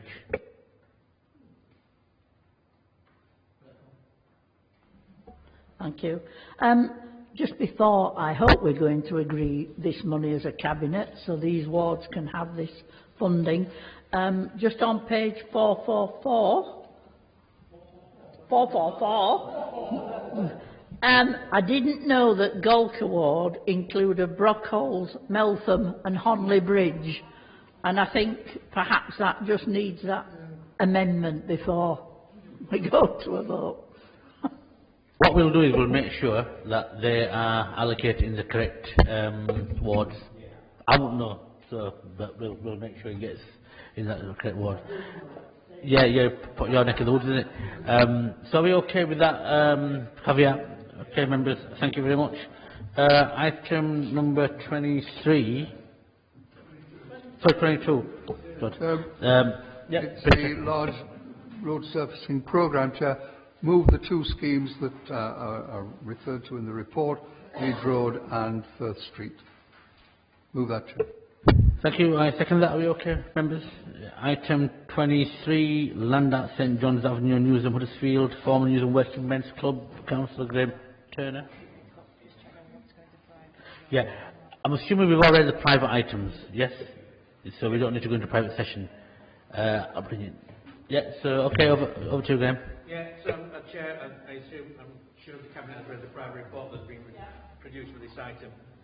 Whilst I understand the issues excuse me, and the feelings of some residents and the ward councillors on this issue, having seen the legal advice and discussed this at great length, I would ask Cabinet to approve the removal of the covenant and to delegate office to negotiate a market rate for disposal of the freehold.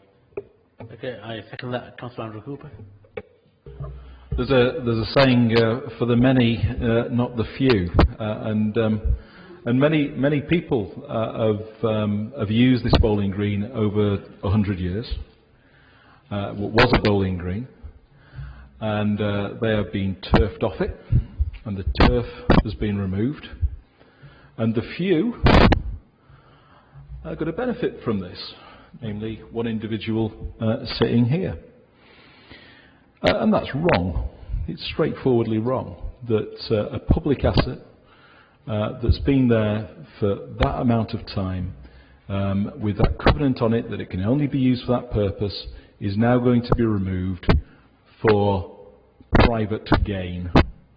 And it is wrong that this council is even considering removing this covenant.